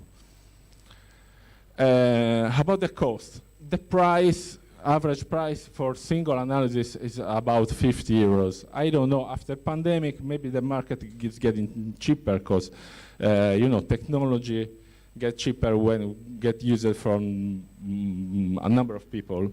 So this is more or less the price for analysis you will pay. I'm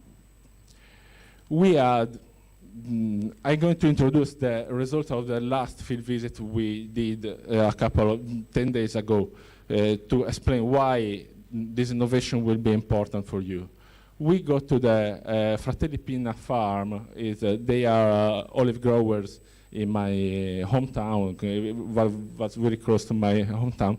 And we invited olive growers, customers, scientists. Go there. We go there to build the map of the needs. So we ask farmers, you ask stakeholders what they need. So they have necessity to recover the abandoned olive groves. I don't know if here is the same. A lot of hectares of abandoned olive groves. They need more. They need sharing the machinery, traceability. Most of the growers are try to copy what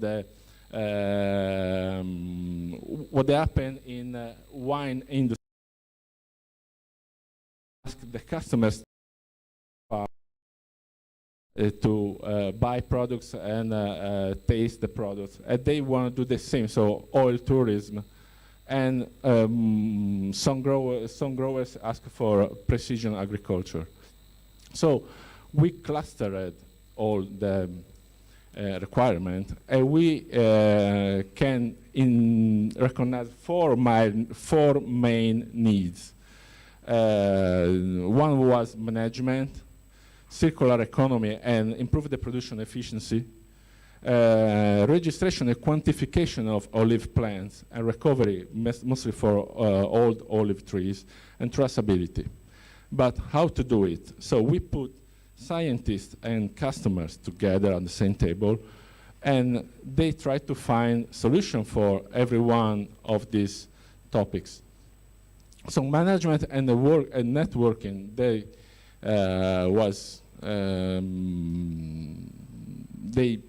try to think the solution, to figure out the solution, and they found that will be necessary to build organization of producer to share machinery, differentiate the production to don't overlap production and needs, find common marketing strategy, and common point was to link the production, the network to the production area.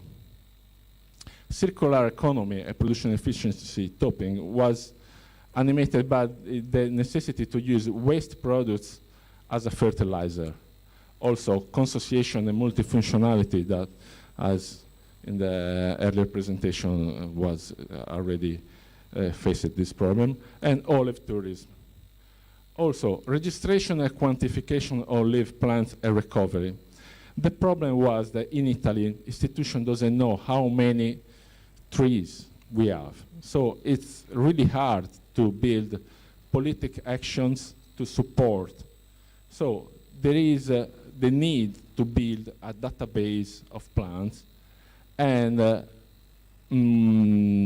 this database, to know how is the situation, will help politics to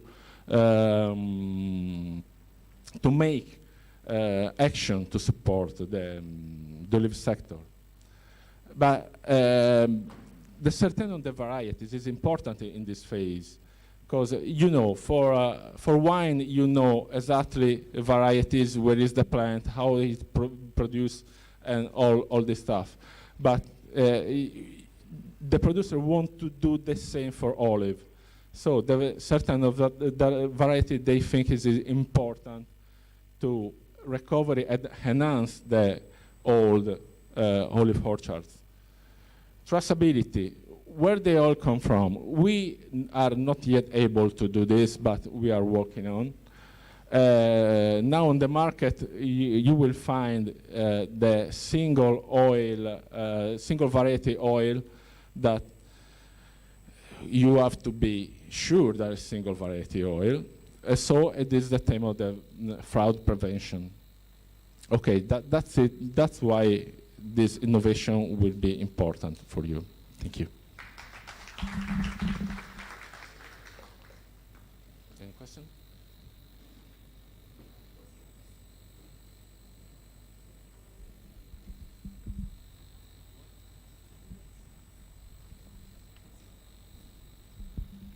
Thank you very much for this very kind presentation. Actually, I would like to know if you have already some technical indication to detect, this authenticity in the olive, in the oil. In the oil, it's not easy to track the DNA in the oil in particular.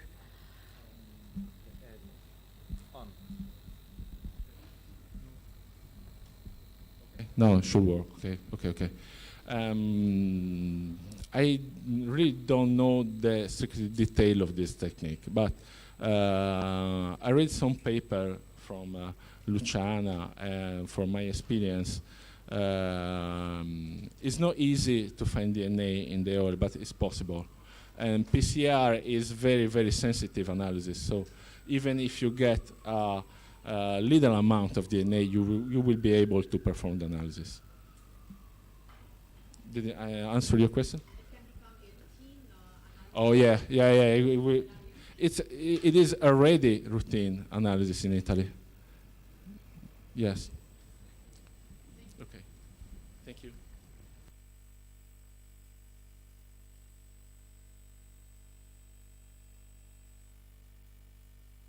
رح يكون عنا We'll have a coffee break right now. We have to respect the time, so please be back at 12:10 sharp. Thank you.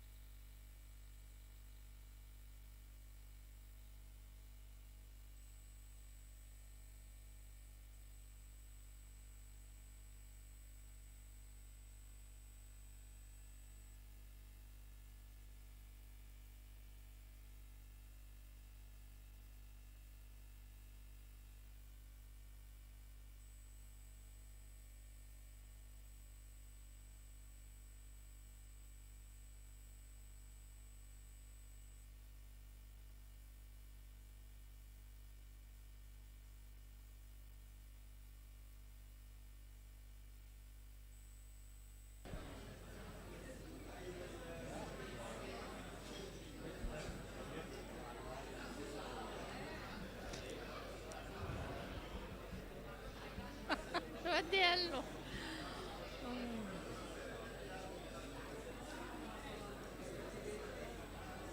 وينه ميلاد؟ بديهم صارت إلا 10.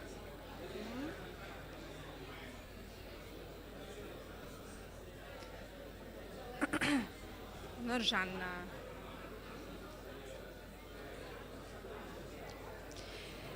يلا بتمنى عليكم تتفضلوا لحتى نرجع نكمل نهارنا.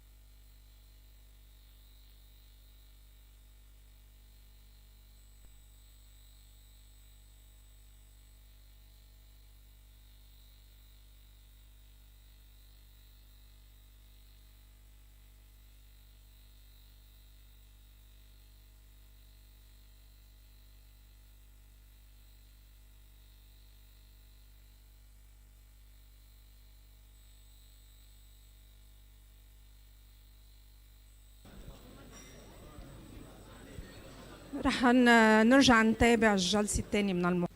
Let us resume the sessions for today. Olive oil and olive are the pillar of the economy of Khania. Khania encompasses the biggest universities and research centers.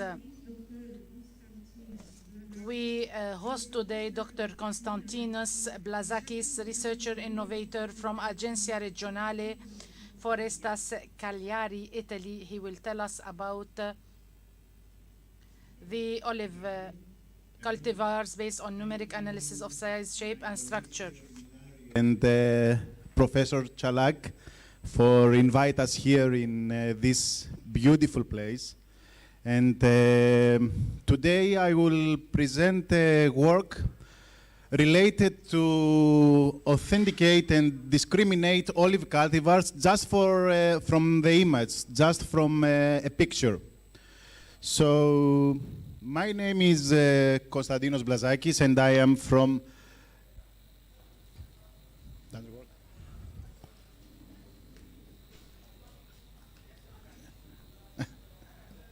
So is it okay if I will stay here? Let me check. So okay. So it's fine.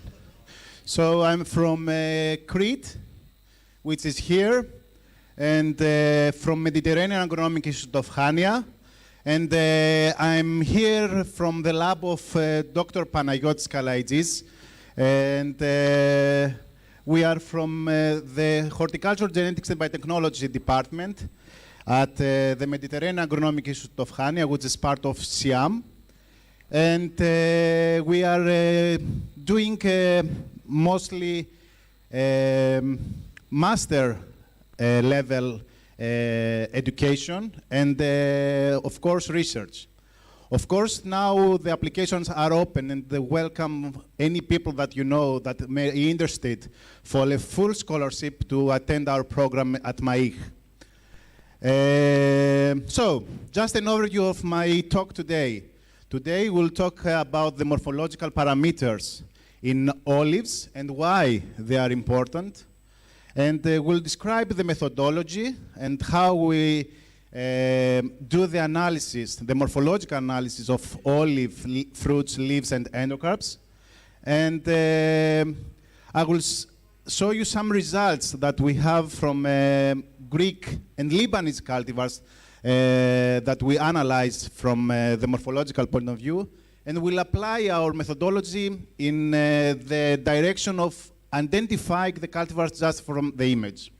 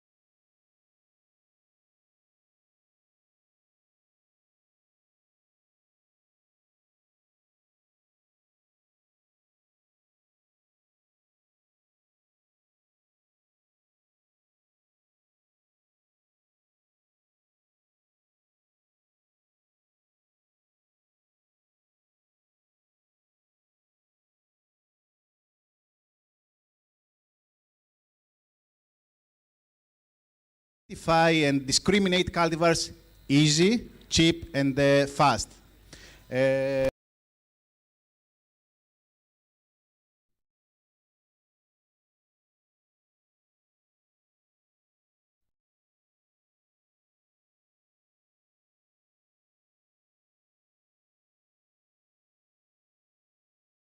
can see here is a picture with different color. And here,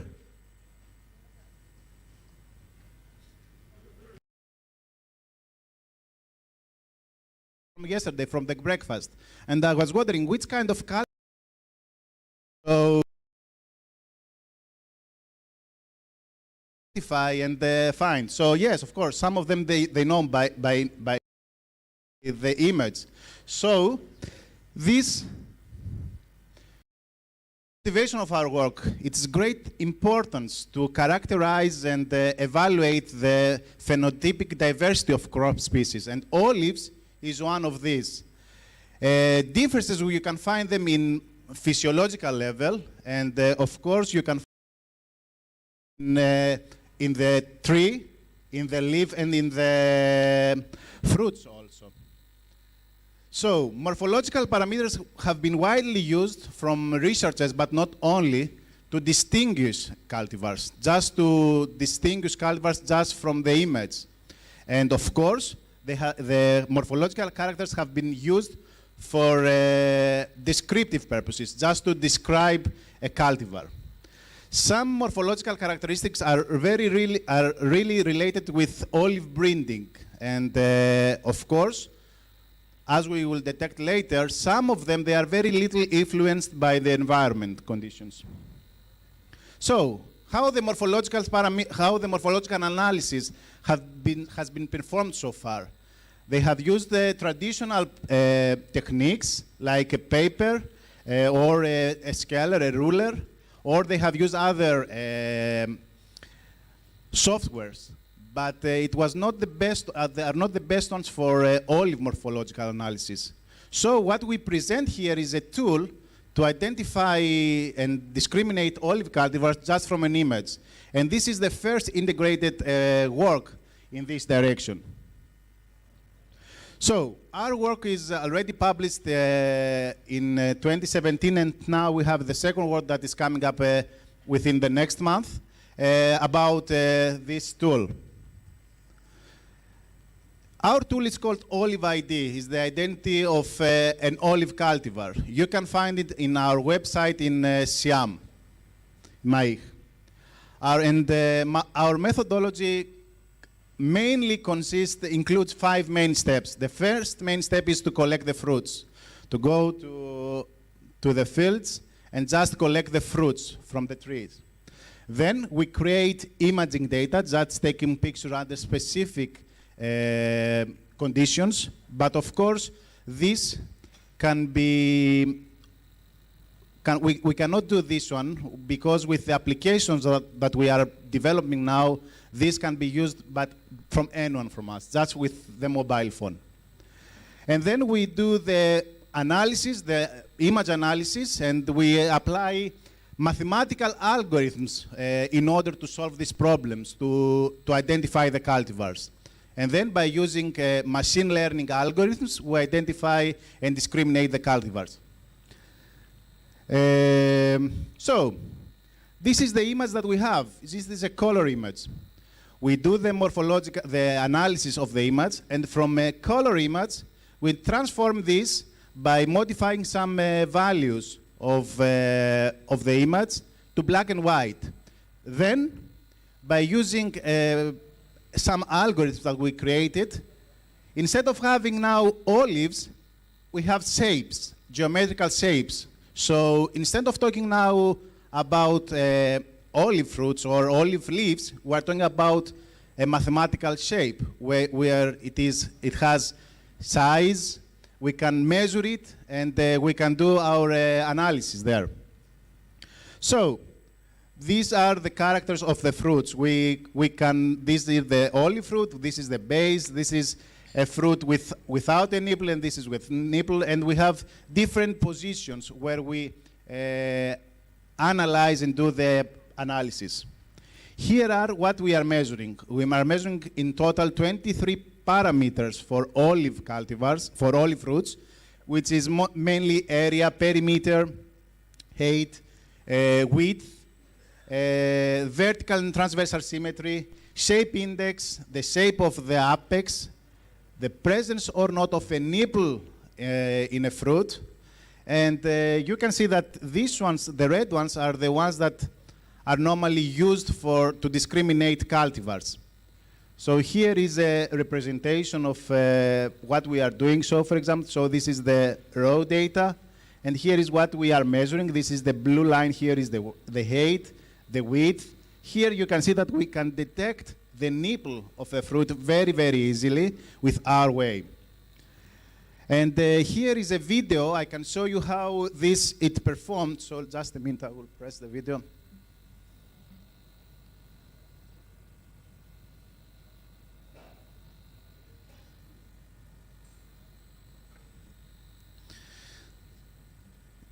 So as you can see here, this is how the algorithms work. So you can see that directly can detect automatically the size and the characteristics of the olive fruits.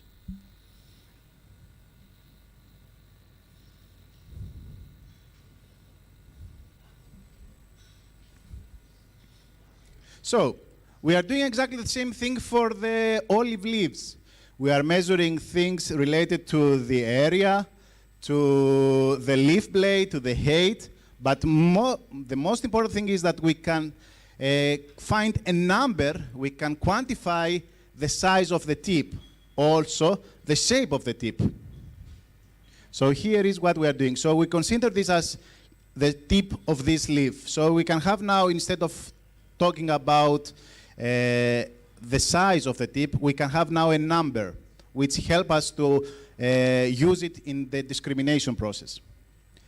And we do exactly the same thing for the endocrabs. For the endocrabs, instead of the positions that normally we are measuring, we have a vertical position where we can identify if a stone if an endocrab is very, the surface of the endocrab is smooth or not. So here is some examples. So we applied this methodology to the Greek cultivars. And here are some Greek cultivars. And in collaboration with Larry, with the group of Dr. Milan and Peter Mubarak and Professor Lamis Chalak, we applied the same methodology to the Lebanese cultivars, where our collaborators here from Lebanon, they sent us in Hania within the framework of Livingagro, and we did exactly the same thing for 5 cultivars here in Lebanon, which they are in different regions, as I know from Milad. So, with our application, we can very rapid and consistent find numbers about the characteristics of olive fruits, leaves, and endocrabs. And here are some results. So far the identification, they were doing some PCA analysis. This is some dots. These are regarding the Greek cultivars, and here is for the leaves from the Lebanese. We can see that we can detect the black dots from the red ones, but what's going on here? So there was a problem in identifying cultivars just from traditional ways. So that's why we went and we applied some machine learning algorithms, which is a new area in agriculture, where we were able to identify the cultivars with success above 95% in the Lebanese cultivars, and for above 80% for the Greek ones.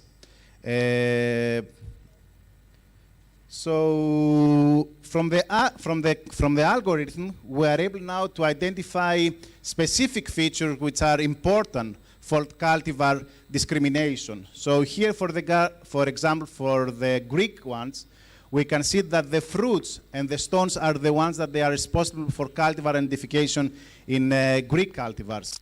And we can see, for example, a specific cultivar calamon from Greece, which is recognized mostly, as you can see, by the leaf. It's very characteristic, the leaf structure of this calamon. So based on this work, we, in collaboration with the Technical University of Crete, we are almost ready to have this smartphone application, which will be launched maybe within the next 2 months. And here is a video where I can show you how it works.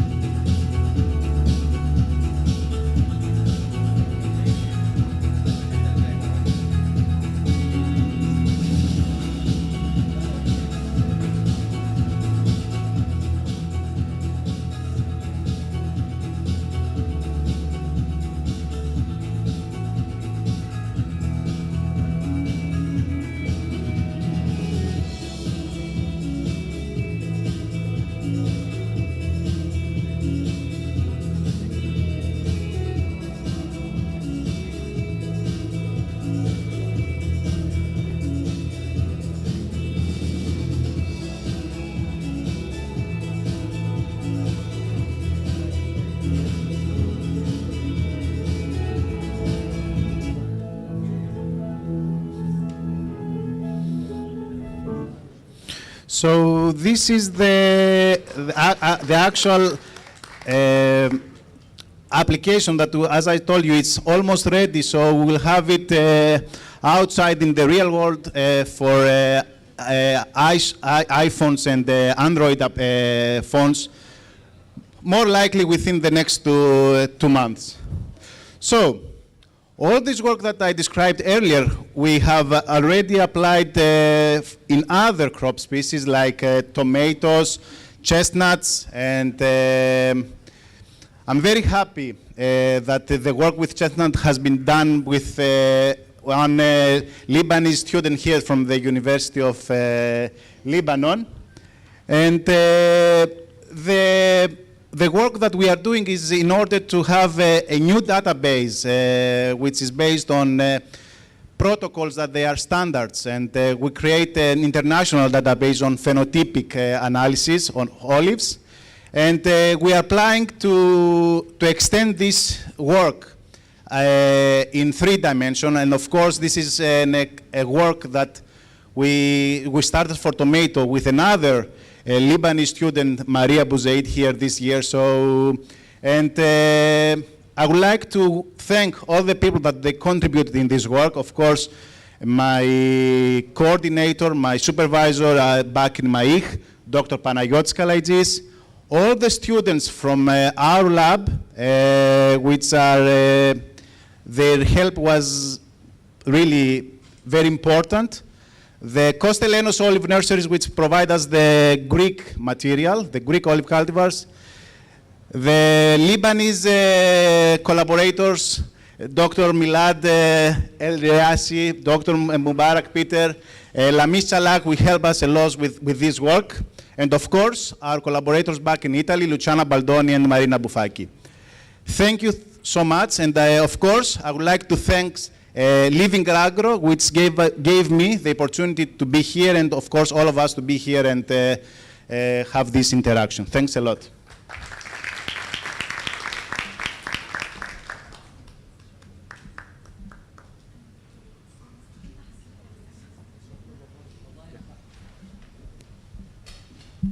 Thank you very much for this very instructive presentation. My question is how this device may help at the nursery level not to be waiting for the orchard grove level, but to be able to identify the genetic material very early.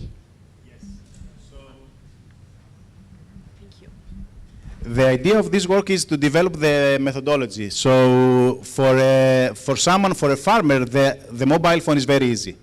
Of course, all this setup we can apply in a big setup with cameras, so they can pass through a belt where they can just scanning leaves or fruits, where they will be able to identify the cultivars and discriminate cultivars.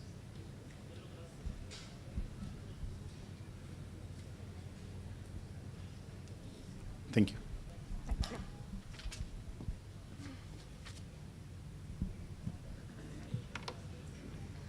من جامعة القديس يوسف. From St. Joseph University, from the Euromed Agricultural Institute, we sat together and I knew him as a distinguished student. Dr. Skaf will tell us about the FTNIR analyzer using Fourier transform near infrared spectroscopy to determine olive oil quality. Thank you. مثل ما جوال عرفت عني، أنا من خريجي معهد الهندسة الزراعية العالية لدول البحر المتوسط، مهندس زراعي بالأساس، ومعي دكتوراه بالكيمياء التحليلية من أجرو باريتك من فرنسا.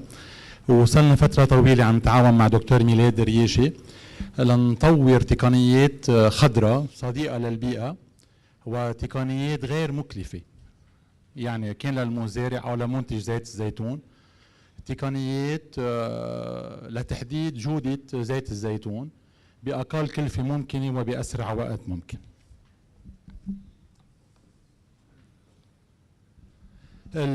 بس لحتى هيك يكونوا الكل بالجو، نحن الضوء يلي منشوفه، هالضوء الأبيض يلي هو مزيج من 7 ألوان اللي هي ألوان قوس القدح، هو جزء بسيط من طيف كهرومغناطيسي مثل ما عم بتشوفوا حضراتكم هون. فإذا هيدا هو الضوء اللي منشوفه.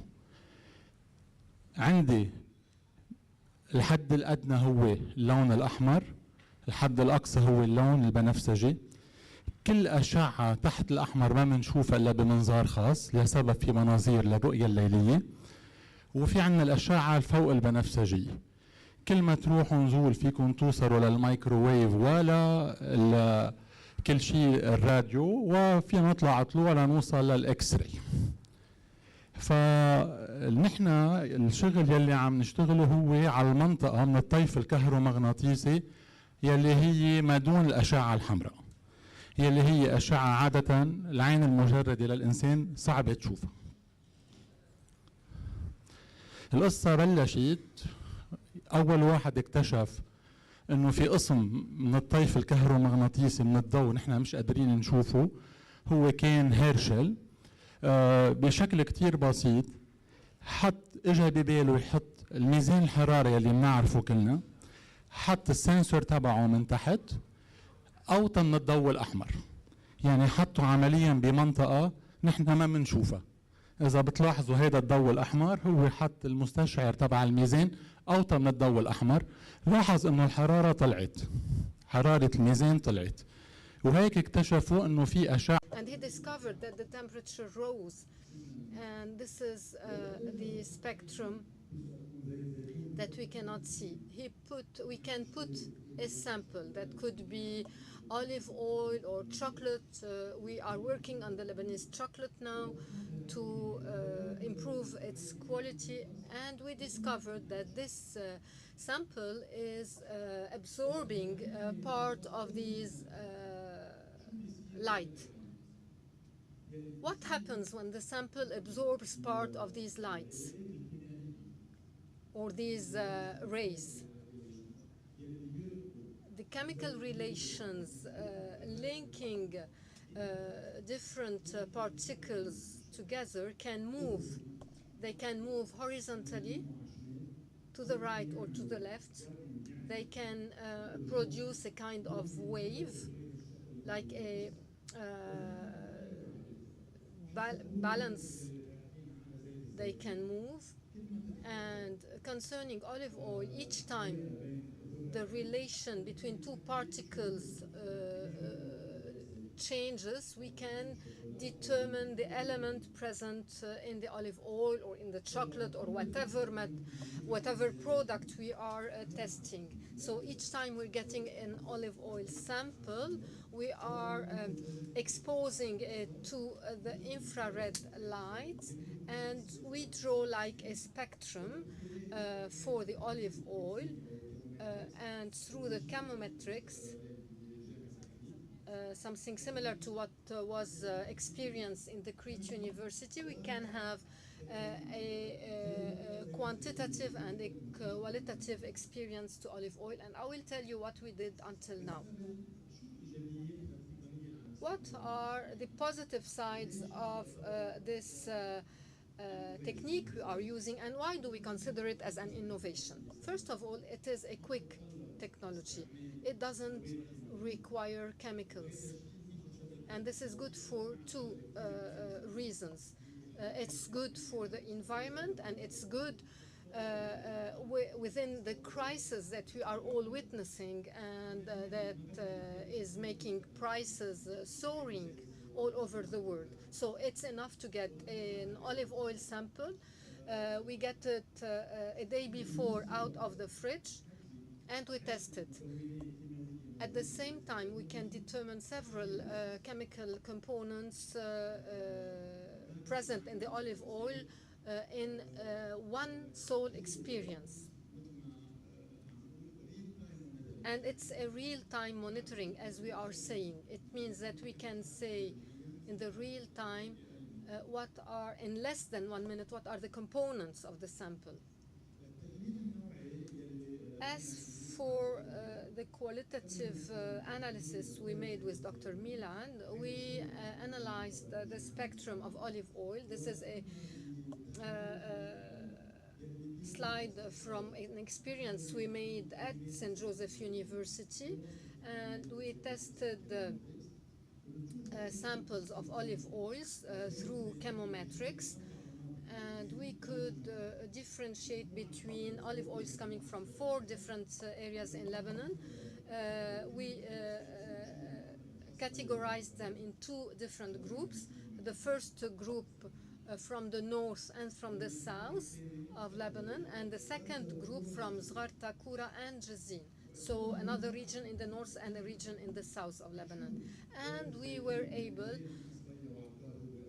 to say why the olive oil coming from Hasbaya and Akkar is richer in nutrients, and what is better in the olive oil of Kura and the north. Also, this is the chemical analysis, and we could specify the length of the electromagnetic spectrum, and we also managed to know that the first category is richer in some components, while the second category was richer in other components. And if we are speaking about fatty acids, the upper category is richer with fatty acids. And if we are speaking about oleocanthal, for example, we find it more in the upper category. And we had an obsession, even before this economic crisis. Olive oil and honey are the most, are the 2 products that are mostly exposed to fraud. And Dr. Milad can tell you how much I'm right and how much we can find olive oil that is being manipulated on the market. So we got virgin olive oil from Dr. Milad's production, and we mixed it voluntarily with 4 vegetable oil. And we did that in different proportions, 5%, 10%, and 20%. So we added to olive oil these vegetable oils, and we made once again the chemical analysis, and we could put them in two categories. The upper category is the one that does not contain vegetable oil, and the second one is the one containing vegetable oil. And we discovered that the magnetic field is different with pure olive oil. So this technique is being now developed even more, and it will allow us to improve the quality of our olive oil. Beyond the qualitative analysis that is very important for us, we have the quantitative analysis. It means, I mean by that, the fatty acids, the phenolin present in the olive oil. We have to use chromatographics. This has been done by Dr. Milad. And we measured the infrared spectrum for these oils, and through specific algorithms, we tried to establish a link between the information, the qualitative analysis information, and the information contained in the infrared analysis. And we managed to have 70 or 78% we could specify in a proportion of 70 to 78% the quality of the olive oil, and this wasn't a costly technique, not costly at all. And we had the linoleic acid in a proportion of 87%, and palmitic acid also we could evaluate it in a proportion of 61%. Thank you for your attention.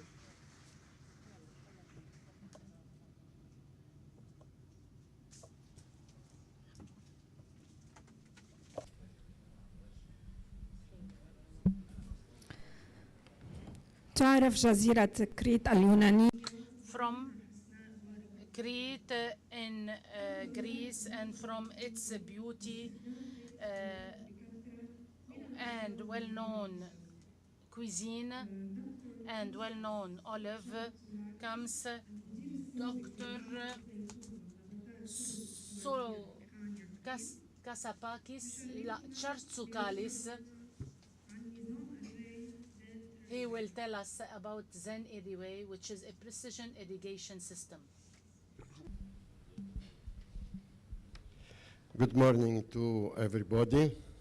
I would like to thank the organizers for inviting me here to share this important workshop, because technology transfers to farmer is a long-lasting process, and we have to insist on that if we want to have a viable olive culture. I was director of the Olive Tree Institute in Hania. Now I'm retired, but I serve as a consultant in some companies in many countries, from China, Iran, Jordan, Pakistan, Egypt, and also in Greece.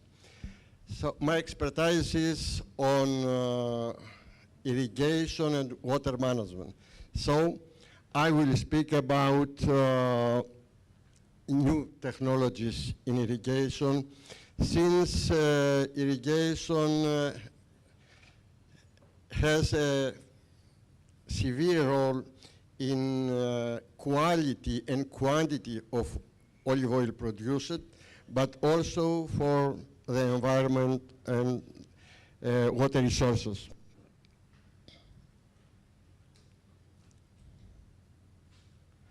Water, as we know, it's a critical resource for sustainable agricultural, industrial, and economic development. And water resources currently are under pressure due to the rapid increase of world population extension of irrigated land and the industrial development.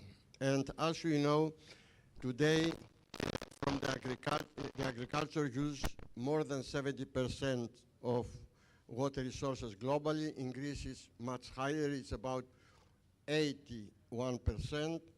And irrigated land has sixfold increased since 19,000, and today about 40% of the world food production comes from only from 18 of irrigated agriculture. So the water demand today for irrigation will increase, according to the agencies, by 14% up to 2040, and at the same time 8 to 15% of the water will be diverted from agriculture to cover the increasing needs for the other uses. It will be drinking water, or in Mediterranean, the tourism.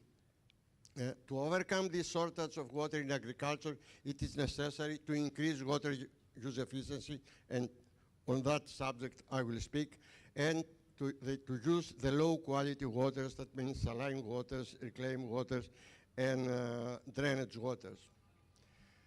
All of us know that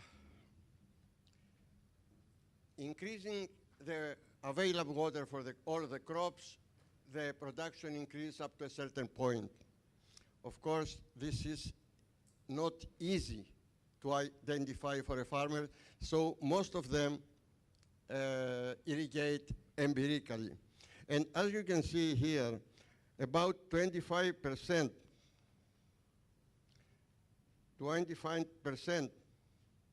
is losses due to the non-right application. And this is much more, this percentage is much more higher if the farmers do not pay for the water. So the irrigation scheduling tools, some softwares, can play an important role in assisting farmers to increase water use efficiency, minimizing environmental risks and contributing to the sustainability of groundwater. The last 10 years, a new frontier for optimizing this use is the precision irrigation. That is a practice that can be applied to any type of irrigation technique. And precise irrigation is a system that supports end users' decisions with regard to how much to irrigate and when, and it is uniformly applied almost across the field. So we developed this software, which is a very simple way for precision irrigation for all crops, of course, including olives. What data we use in order to determine how much water you have to apply and when to apply the proper amount? This system is supported by meteorological stations and soil moisture sensors integrated into a wireless network, which provide data to a real-time decision support systems. For the accurate calculation of the irrigation requirement, it uses the available meteorological data, the hydrological data, quality and availability of the water, the soil characteristics in order to determine how much water can retain the soil in the active root system, the crop characteristics, that means the growth stage, that there are different requirements in different growth stages of the plants. For example, in fruit set, we have to ensure water availability to the olive tree in order to have a good fruit setting. After the fruit setting, it is not so necessary. So the needs are different according to the different growth stages, the water availability, and the method of irrigation. So all these are integrated in a system in order to take this information. You can see here, for example, this is a soil moisture sensor which use it in order to have data also from the soil, not only from the climate or for the crop or of the characteristics of the soil. We calculate the daily evapotranspiration of the olive by the known formula, the Perman-Mondith, and irrigation requirements are calculated as the difference between evapotranspiration of the crop and the effective rainfall. We use, for example, crop coefficient determined for Crete, determined by our institute in Hania, but when we use this in different places of the Greece or outside of Greece, we use the local, if there are crop coefficients, or those proposed by FAO. In cases of limited water availability, there are dry years. For example, last year in Crete, we had 30% less precipitation, so we have to restrict the amount used for agriculture or for irrigation. And in these cases, we use the so-called application of deficit irrigation. The system gets this information, so calculate the water requirements only for the critical growth stage for water for the crop.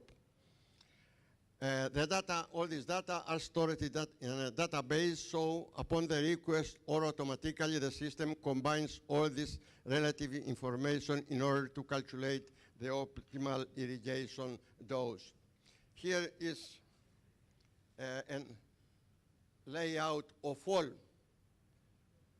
how it works. You can see all this information is taken into consideration. Then the farmer gets an information in his mobile or in his email how much water to apply and when to apply. Of course, farmer can interact in this case. For example,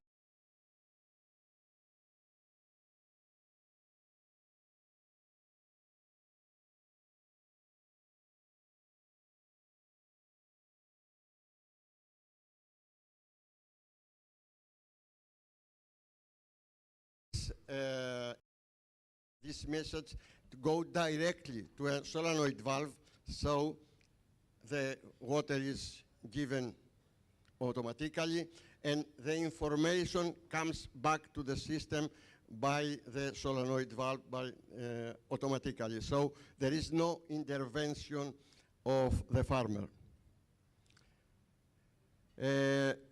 What is important for this, for our Zenirware software, is the databases that are created in a simple and functional way. This database is meteorological database in which meteorological data from weather stations are stored and used for evapotranspiration estimation. Farmers database including individual entries for each farmer team or for farmers or for cooperatives. And of course, orchard database, including entries for orchards within each entry of farmers database, which contain all information required for the calculation of irrigation requirements, as we said before, soil characteristics, farming techniques, characteristics of the culture, for example, if olives are for olive oil production or tape olives, because the water requirements are different, the quality and the availability of the water and the irrigation system. This is just a photo of the system. It is very easy and friendly for the user. This is a special edition for the olives. You can see it is easily to put all this information in the system, and can cooperate with different types of meteorological stations and get different forms of raw data. Furthermore, it can combine data from different adjacent meteorological stations if it is required. If for any reason, for example, the main meteo station of the team is out of the work, the software automatically or manually choose the alternative source of meteo data in order not to lose a period and give wrong data. And of course, if the meteo station has soil moisture sensors, the software can integrate this information to reach the decision when and how much water to apply for the olive tree. This is the message that the farmers get in his mobile that says where is the crop, the day and the time, if there are many does. Oh no, this is the parcel, because you can have many parcels in Greece and in Crete. This is unfortunately the common situation. Each farmer who has 4, 5, up to 10 parcels or small parcels, and this is the case. And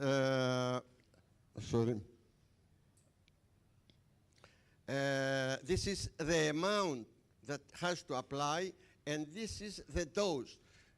As I said before, it takes into consideration the soil structure. So if the amount, calculated by the system is higher than the amount that the soil can hold in active root zone, then the system says, okay, you can give this amount in 2 doses. Okay, that's why you can see that there is, here is the number of doses. This is another message that the farmer gets in his email, and you see it's just a simple personalized interface for the farmer feedback and interaction with software, and the farmer just has it's enough to have a mobile or an internet, an email in order to get this information. We have applied this software since 2015 for 5 years in 6 olive cooperatives in Crete, 2 of them for organic production of olives. And now is also applied in private and conventional or organic farms with olives, citrus, and avocado all over Greece. This is some of the results and how, what saving of irrigation water we have.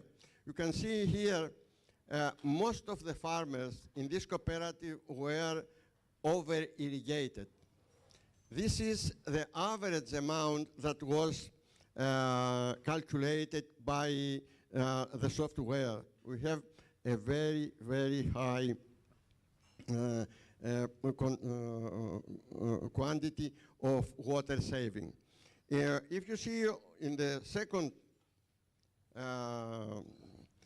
cooperative, you can see most of the farmers were sub-irrigated with the respective effects in the quantity and the quality. Of course, there are farmers that were giving much more water than they required. So with the system, besides the water saving, we have also a rationalization of irrigation. I will say something because we speak about farmers' education. It is not written here. Can you imagine how many of the farmers in each cooperative were obeying to this information, getting in their mobile free of charge? In one cooperative, one of the cooperatives have gained a prize of Mario Solinas. That means it was farmers with above the average level. Can you imagine? In this cooperative, only less than 50%. Less than 50%. In other cooperatives, less than 30%, up to 15%. So, it is technology and science give solutions. The main problem is how to apply in the field. This is the most important thing, and we have as agronomists, as research institutions, as extension services, to insist on that. Unfortunately, European Union was participating in many meetings. They give a lot of money for more sophisticated solutions, but the farmers will make the water saving. So we have to orientate to this task. Just to close, so we insist that Zen Irriguer is the simplest way to apply precision irrigation. It takes into account current weather data, weather forecast, crop and soil parameters, availability and quality of water resources, irrigation systems, and extreme weather events. It cooperates with which is very important. The system cooperates with worldwide system, weather underground meteo system. So everywhere you have a orchard, you can apply this. If you don't have a meteo station, nowadays a meteo station costs 200 euros instead of 2,000 some years ago. So can cooperate also with public meteorological station or private meteorological station. Irrigation advices when to irrigate and how much to apply are given to farmers who are not familiar with new technologies. A simple cell phone that is just could receive SMS or email is enough. Farmers can interact with the software by recording irrigation application. The software can interact with solenoid valves, so we have no farmers interaction. And the system informs the farmers to protect the crop against extreme weather events. For example, this May, we have heat waves during fruit setting. If you irrigate at this time, maybe you can save 50% of your crop. So the system gives this advice to the farmers. And of course, if anybody of you wants to have for 1 month free of charge advices, go to the Zen Agro PC, complete a form giving some information required, for example, if there is meteorological station where soil analysis, and you will get free of charge information how to irrigate for 1 month. Thank you very much for your attention. And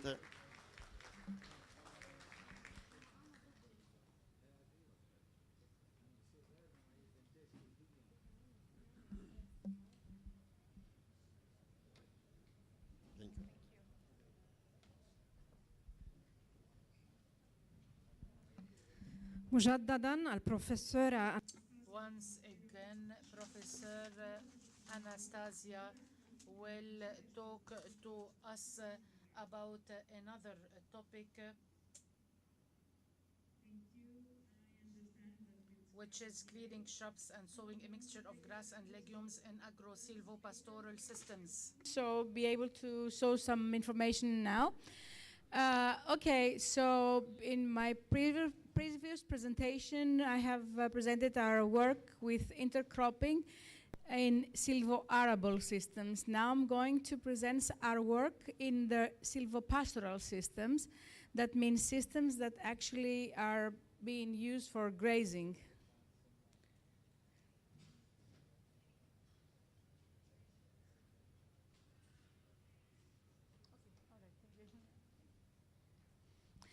So, before that, just very few information about agroforestry.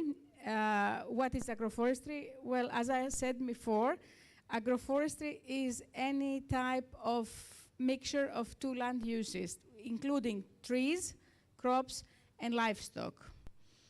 And the basic idea of agroforestry is to take advantage of your soil, of your land, of your field, and take the maximum out of it with the minimum entrance, minimum inputs. The trees can be any type of trees, can be forest or agricultural trees. They could be natural or planted, evergreen or broadleaf, and in the silvopastoral systems, it's actually the combination of the trees with livestock, and we call them silvopastoral. And the animal can be any, and the crops in the silvo-arable systems could be any as well. That's the basic idea. I mean, and I cannot, people come and ask me for information or for advices. Well, we cannot do that. I mean, it depends. The basic, I think the key answer is depends. Depends on the field, depends on the natural of the climate, depends on what you want, depends on everything. So these are the tools for me, and you use your tools to get your maximum output of your land. And as for the previous question in the previous presentation, this is the land equivalent ratio. For example, when we have in an agricultural land, in this case, separately, it produces 0.83. When we have also the trees, it's 0.46. Both of them, they give us a maximum output of the same land. If it was an intensive agriculture, it would reach the 0.9. So anyway, so silvopastoral systems, actually the mixture of trees and animals, grazing animals. So this is Greece. You can see we have many different types. This is the typical picture from Aegean Island setting, landscape.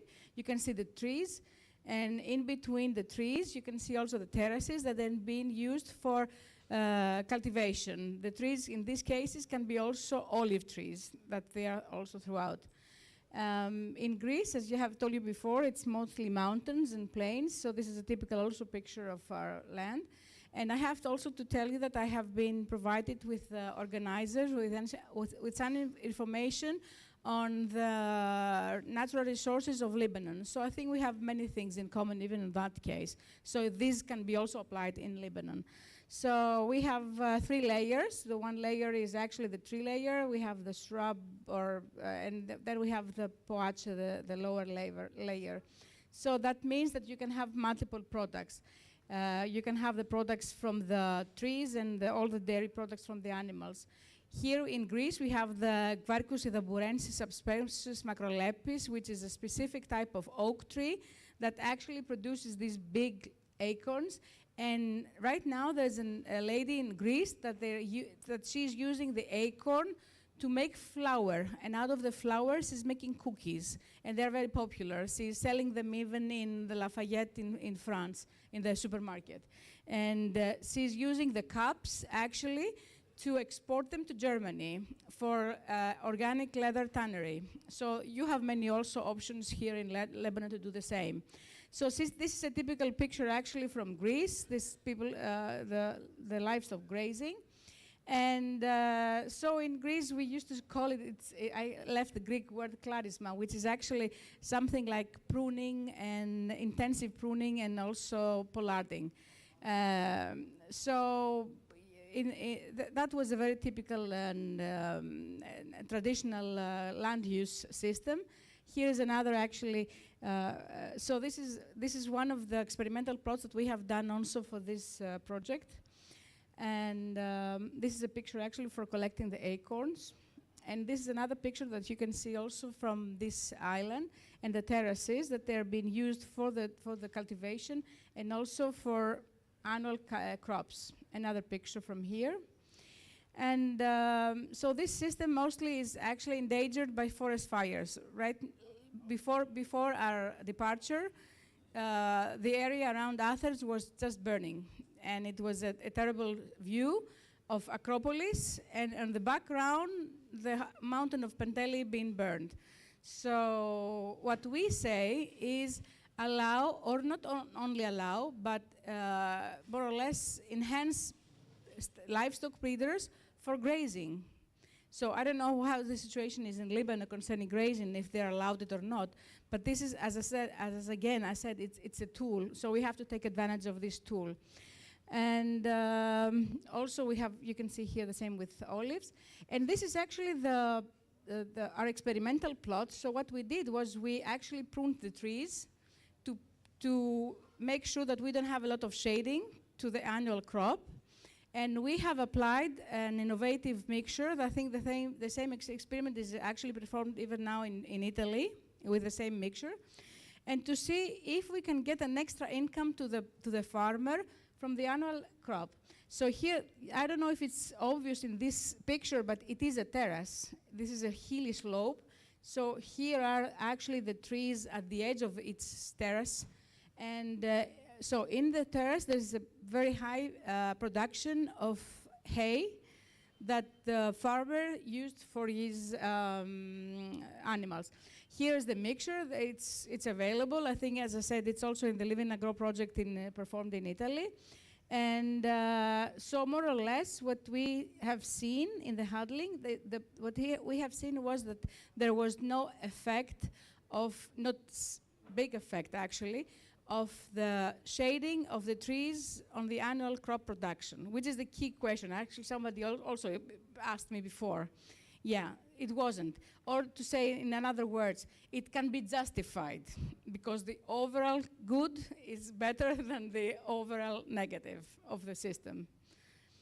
So concerning pruning, somebody also said about young trees and everything.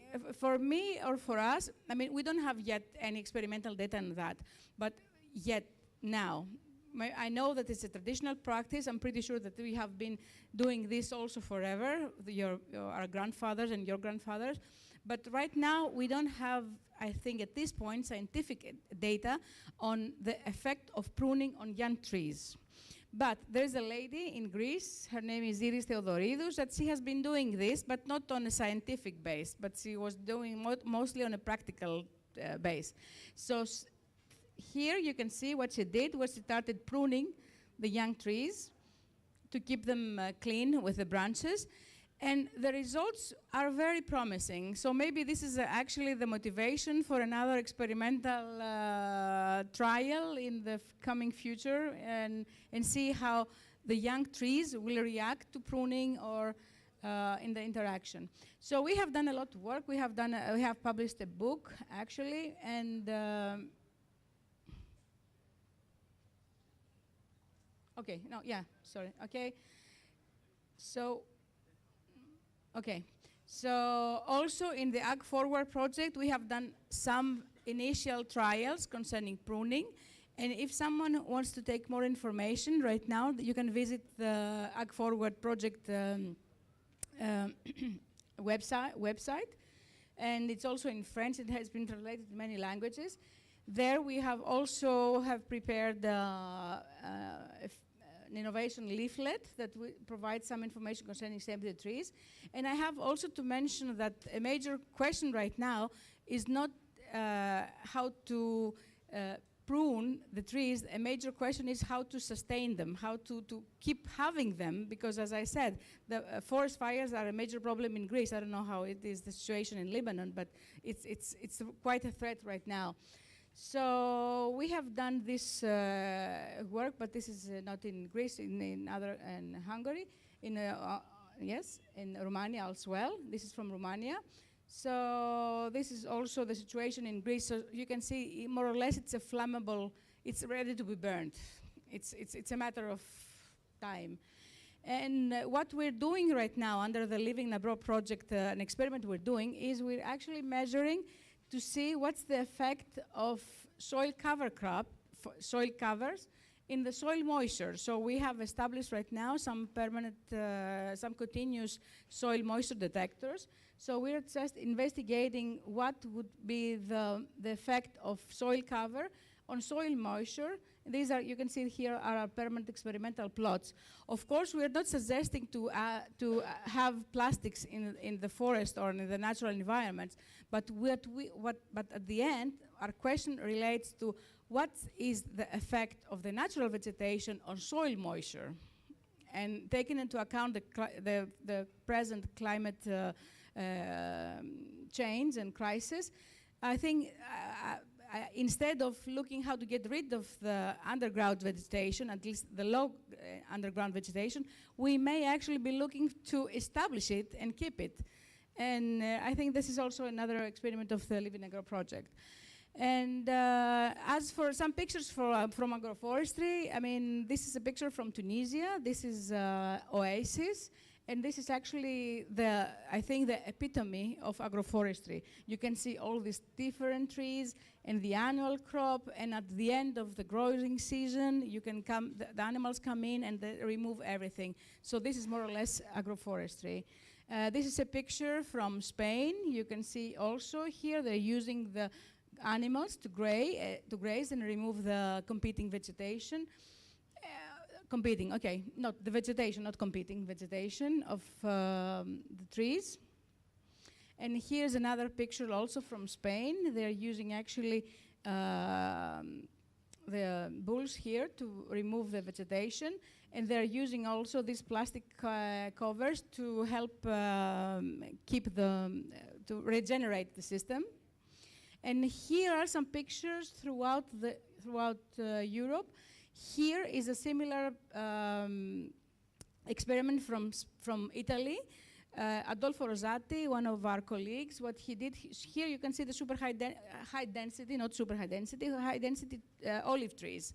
So in this case, in any case, I mean, even in the lower in height olive trees, what someone can do is use these volunteers here to get rid of all the vegetation. They work for free and they provide us some very good products. And they also clean the tree from any competing vegetation. This is from Spain. They're actually using hogs to clean all the non-quality chestnuts, and of course by organic production. This is from England. You can see here in between apple trees, and they're using these annual crops. The same here in France. And this is a picture, actually, one other picture from our experiment with this with the terraces. So here you can see in late beginning of summer, you can see this high vegetation, biomass actually, and you can imagine this without anything here. So, so the bottom line, the bottom question is, what is not my opinion, what's the opinion of the farmer? Well, the farmer is enthusiastic. Since then, he has been practicing that. I mean, this experiment stopped about 3 years ago. So since then, the farmer still does the same thing every year.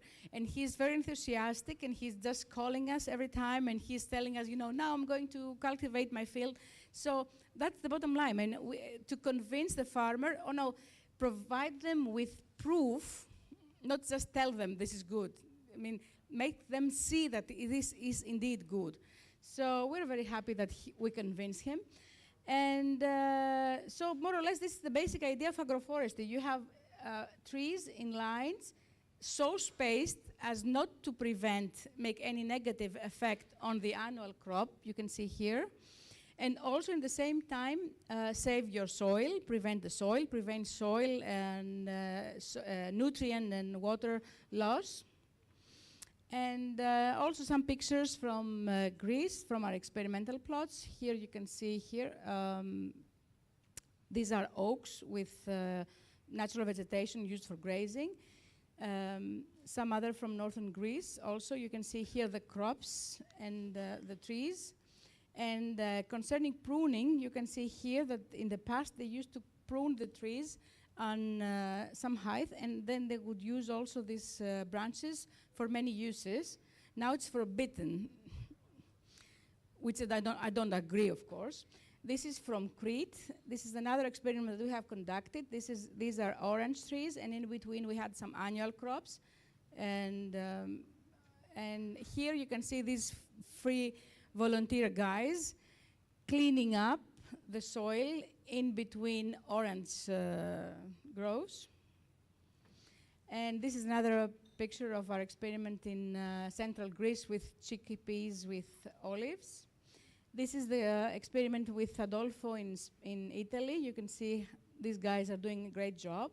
And this is the super high density from Italy, from olives. And also in between, Adolfo has been trying and testing to use actually flowers, commercial flowers that he can sell afterwards, and it was great. He was also using asparagus, cultivating, because there is a market of asparagus in Italy, not so much in Greece, so this was not an option for Greece. And this is also another picture of successful agroforestry practice. This is from northern Spain. So private companies are buying big areas in northern Spain, and they're actually establishing walnut trees for high quality timber. And this company, Bosques Naturales, they had a serious problem of what to do with the underground vegetation that was actually jeopardizing a forest fire that would destroy their investment, because that's a million euros investment. So what they did was they hired a shepherd, and this shepherd's job was every day to move around the area and let the sheep graze around. So you can see the underground is quite clean. It's organic. They can claim it's also organic. And in the same time, they have they say that it's environmental friendly. So more pictures with combinations of trees and annual crops from Greece. Here also in northern Greece. And also here, this is actually just, I will stop, just one last funny example. So this is another experiment of ours that we had beans intercropped with cherry trees and walnut trees. So right next to our experimental plot, there was a guy who was all the time renting this area for his beans. So the time that we went there, the owner of the neighborhood, the neighborhood owner refused to rent him the land to cultivate beans.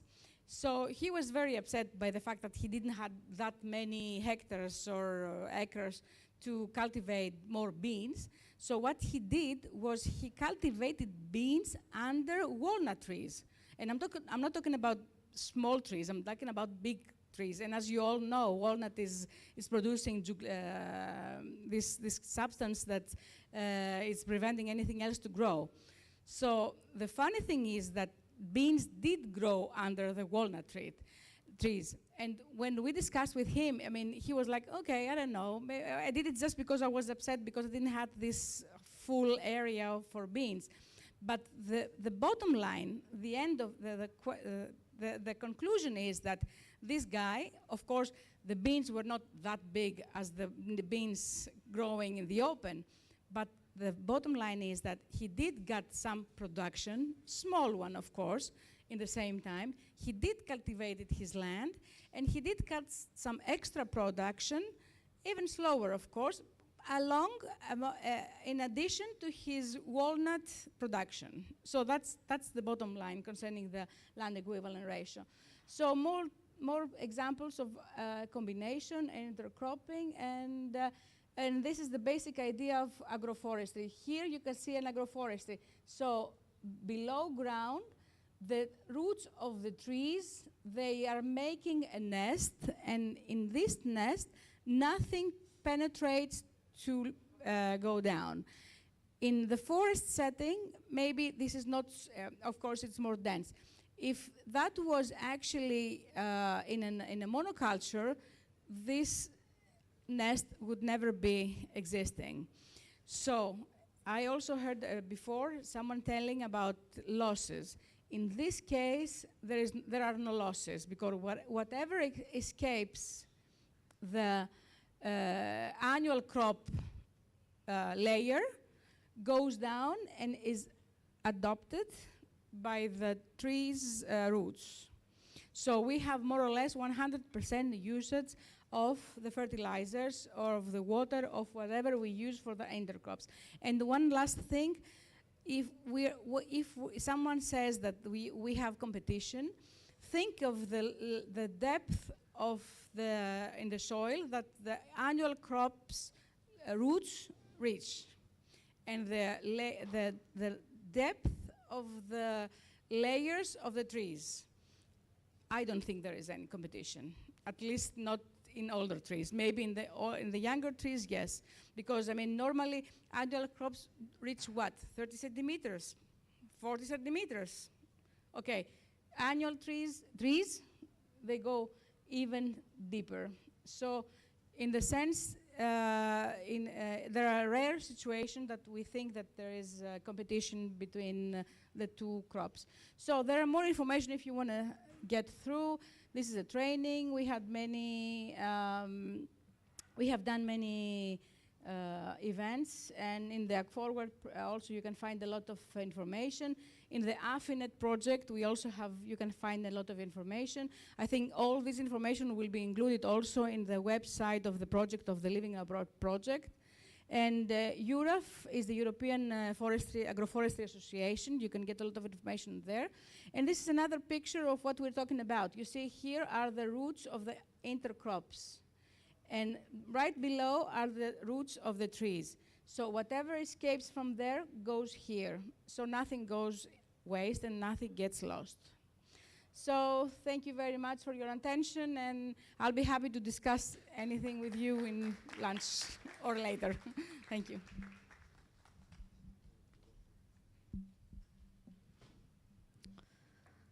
زراعة مهمشة رغم أهميتها كمنكه.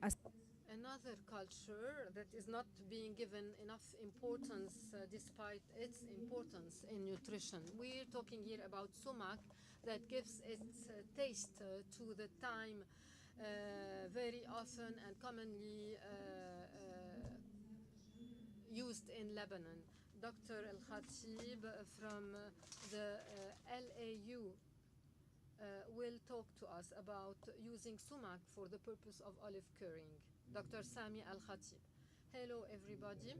I know that you are all tired and everybody is waiting for the end, so I'll be very concise and I'll speak quickly. I'll start from a medical perspective. We have a problem that is becoming a universal one. Maybe the Lebanese society is encountering more this problem because we have more difficulties in our daily lives. This problem I'm speaking about is the problem of hypertension. That is it's a problem linked to many other diseases, linked to the heart diseases, cancer, or other diseases. It is named a silent killer, the serial killer. Very often people do not even know that they have hypertension.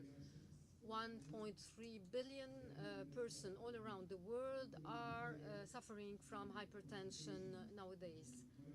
This disease has complication on the heart disease, on the heart and the health of the heart, on the kidney, on all the organs. This is why WHO is frequently organizing events and launching campaigns to have people better know this problem. All age categories are concerned.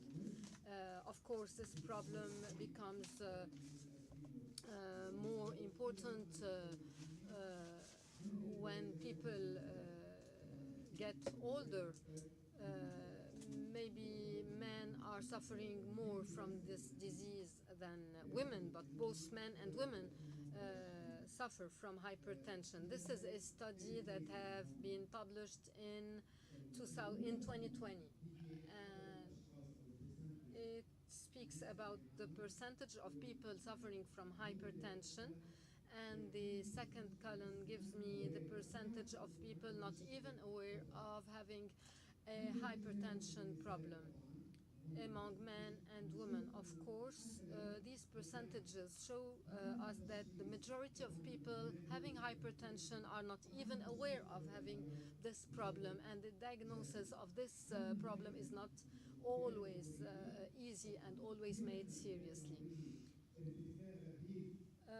If you look at the age categories, you see that unawareness percentages are very high, and this is reflected in the diet and in the lifestyle of these persons. I can say in total that around 50% of the people suffering from hypertension do not know that they do suffer from hypertension. And the most important thing to know is that hypertension has its impact on heart health and kidney health. WHO considers that the target for 2025 is to reduce some components in the food produced, especially salt and olives that contain high levels of salt. So the objective to reach by 2025 is to reduce by more or less 30% the salt percentage by consuming 5 milligrams less each day of salt. If you have 10 olives, these 10 olives can tell you how much salt you'll get through eating them.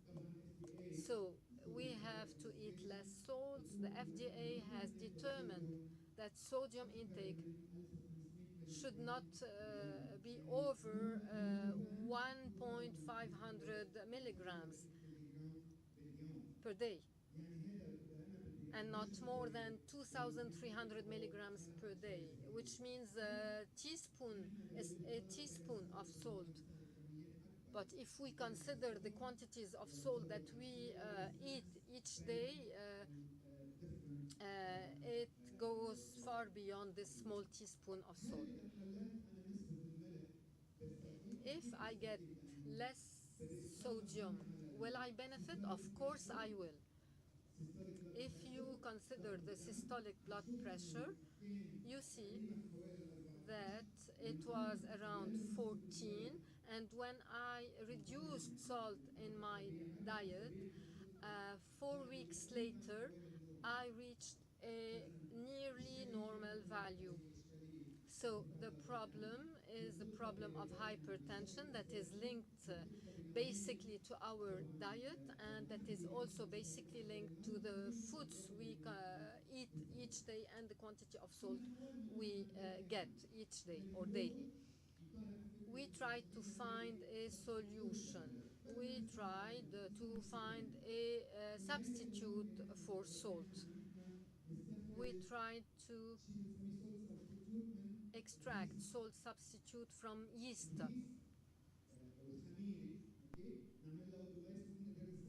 We can extract salt salt substitute from yeast, and we can use yeast as salt substitute and produce crackers from yeast. But we couldn't put yeast in the tuning of olives.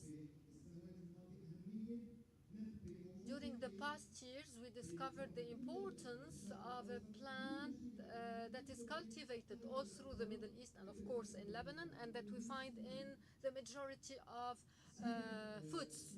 This is, I'm speaking here about sumac. Sumac comes from the Syriac, which means a super spice condiment. This is one of the best condiments that is a flavoring agent. You all know sumac, you all have in your home sumac.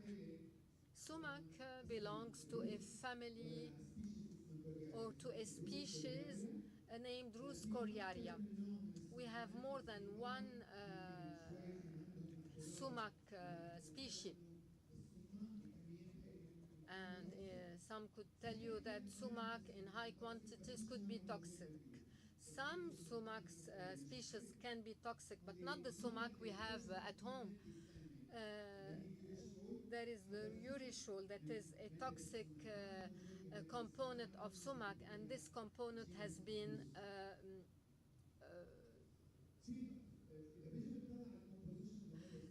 taken out of sumac, so the sumac we have at home. Sumac contains many nutrients, especially flavonoids, tannins, and the anthocyanins that gives its color to sumac. It contains fibers, oil, ionics, and electrolytes that make sumac an excellent component of our food, a very tasty and very healthy component. We studied what could be the uses of this sumac. It could be used as an antibacterial agent, and many analyses and experiences demonstrated that if we cultivate bacteria with sumac, we find that sumac hinders the proliferation of bacteria. It can be also used as an antifungal. It is a hypoglycemic. It reduces the level of sugar in blood. If we take it or eat it in the morning, it can be a hypoglycemic agent. It's also an antioxidant. It protects from cancer, and it is an analgesic. It reduces pain. It is a pharmacy at our home, but we don't know that. So we made a review. This review has been published. It is a medicinal plant, it is a nutritional component, and we studied also the industrial applications of Lebanese sumac.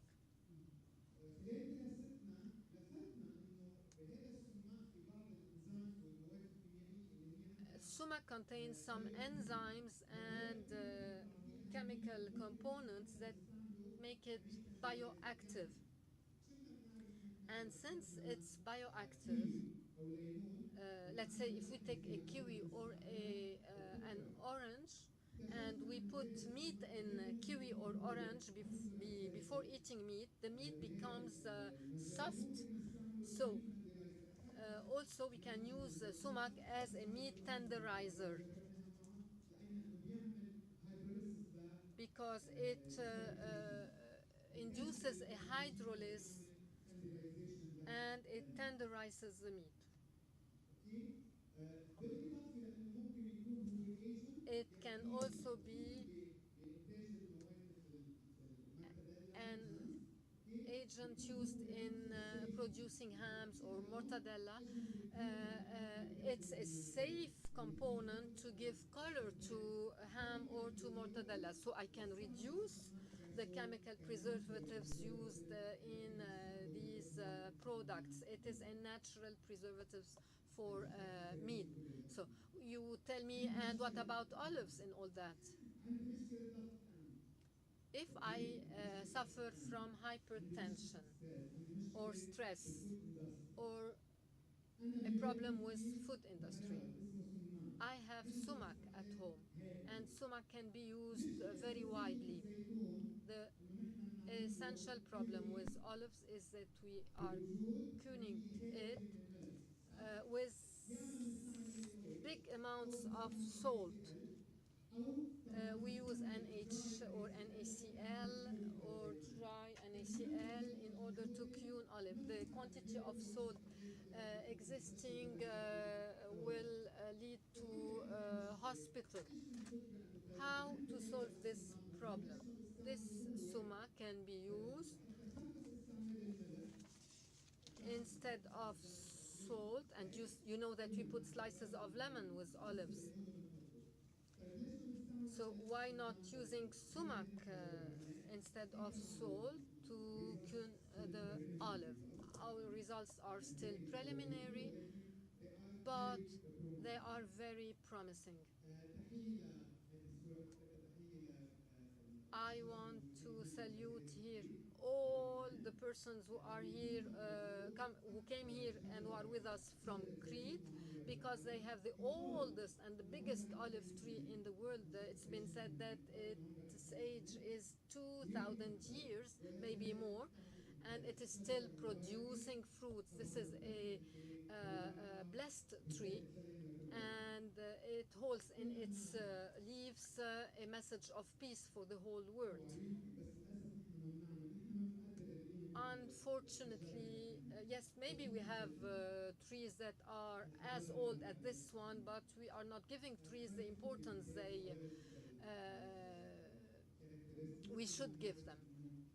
I won't enter into the details of all the characteristics of olives, but we try to extract from this fruit a component that gives the taste. We know how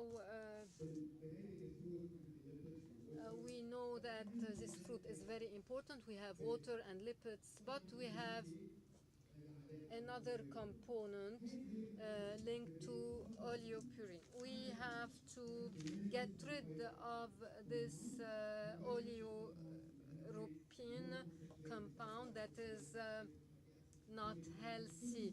We have the fatty acids, the polyphenols, all these components that we are losing because we are cooking the olives in salt and water. So this olive is an antioxidant. It is water soluble. It can be used for other indications, but we have to eliminate it in cuning when we put it in salt and water. When we get olive, it is still bitter when we take it from the tree. We can use water and replace it over many weeks, going until up till 6 months, in order to get rid of the bitterness. Whatever the technique we use,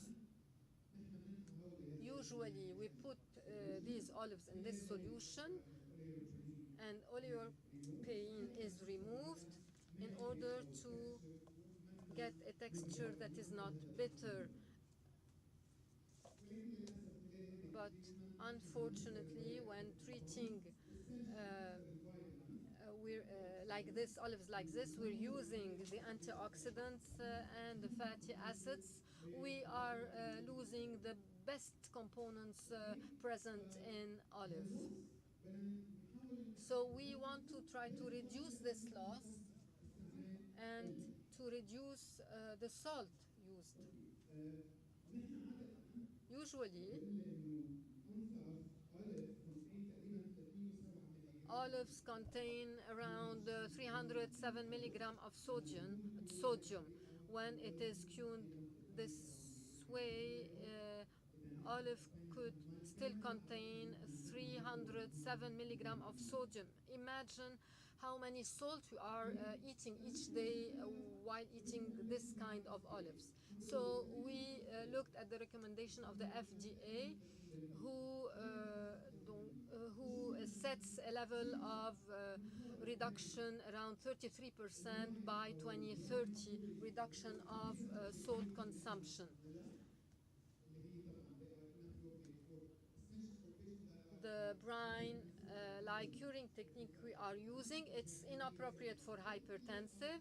It is a source of high salt. It's a high salt source, and it induces the loss of bioactive compounds. While using sumac in curing, I am using a low sodium compound, an antioxidant compound, and this compound is also containing low amount of salt. It's a natural preservative.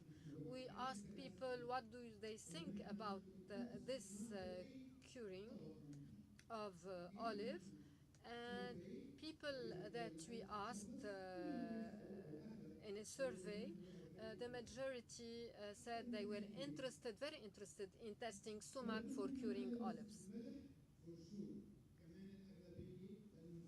The majority wanted to avoid salt. Concerning the acceptability, the majority said more than 95% said they were okay to replace salt by sumac. Why this study? It doesn't mean that I want to completely exclude salt and replace it 100% by sumac, because a pilot study demonstrated it was impossible. We want to reduce the proportion of salt and proportionally increase the proportion of sumac. When we reduce salt, we reach a level, an acceptable level that does not have medically speaking, side effects. And when I increase the sumac proportion, I benefit from natural preservatives, from antioxidants, from a lower amount of sodium. So I have a low sodium diet without going to any nutritionist. We have to avoid being extremists in order to avoid the negative results. Scientifically speaking, when I have a reduced level of sumac with a reduced quantity of salt, it's good. A high level of salt, a high level of sumac, it's not good. The best thing is, and I won't go into the details, when we cured olive with 4 grams of salt and 6 grams of sumac, we got perfect results, amazing results. So we assessed the organoleptic attributes of this fruit after curing it with sumac, and the acceptability for consumers was also tested to see if consumers will accept the taste and the texture with this new way of curing olive. I didn't lose any nutritional component from the olive, and it was less bitter. At this concentration, the acceptability level was very high. We tested these olives with about 20 persons, and the acceptability level of these olives was very high. I cannot hear the question. 30 grams of olives. We tested some olives only. We didn't make this experiment on a big amount of olives. This is our innovation. This is the idea behind it. It's very easy, very simple. Of course, the study is still going on, but it is very promising, and maybe at some point it will help us reduce the consumption of these components that are not healthy for us. Thank you. So I have a question, please. Yes. Concerning the concentration of antioxidants والpolyphenols هيدول they are لأنه they are hydrophilic يعني related to the solubility in water يعني حتى لو بتعملهم مع سماء. Even if you mix it with sumac, a part of it with the curing of sumac will be lost. Tension more than preserving the other organoleptic compounds أو antioxidant أو إلى آخره.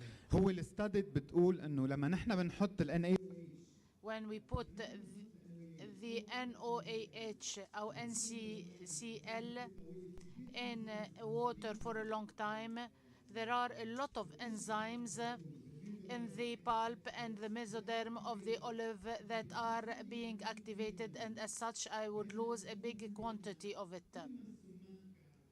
So either I use the sumac as a herb, or we extract the aqua from sumac, or we get an organic extract from sumac without the color. And like this I would extract from the sumac without having the color, because till now if I do this treatment I don't know if it is an enzymatic process or a purely chemical process that is about exchange of ions. Sorry, I have a remark. First, I congratulate you for this research and work. However, I would like to comment on a specific photo. Yes, we have old age olive trees that were under analysis. I'm talking about olive trees in Bshali that date back to more than 2,000 years ago. Moreover, they might be the olive trees that are being grown at an altitude going beyond 800 meters, and the doctor can give us an idea about the analysis conducted like a few years ago. And we are talking here about old age olive trees that have a historical value. Hopefully you will put this photo in your presentation. Yes, it would be a warm greeting to our colleagues and peers from Greece. Next time we will put a photo of olive trees from Ta'nail, Bshari or Kura area. Yes, hopefully. Thank you.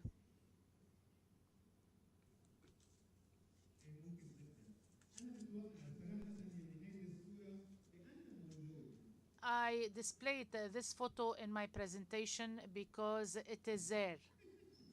But next time we'll display the photo of olive trees in Kura and Bshali. We are not hearing the remark out of the mic. Please speak in the mic. Thank you. The translator says she cannot hear the speaker right now. Please use the mic.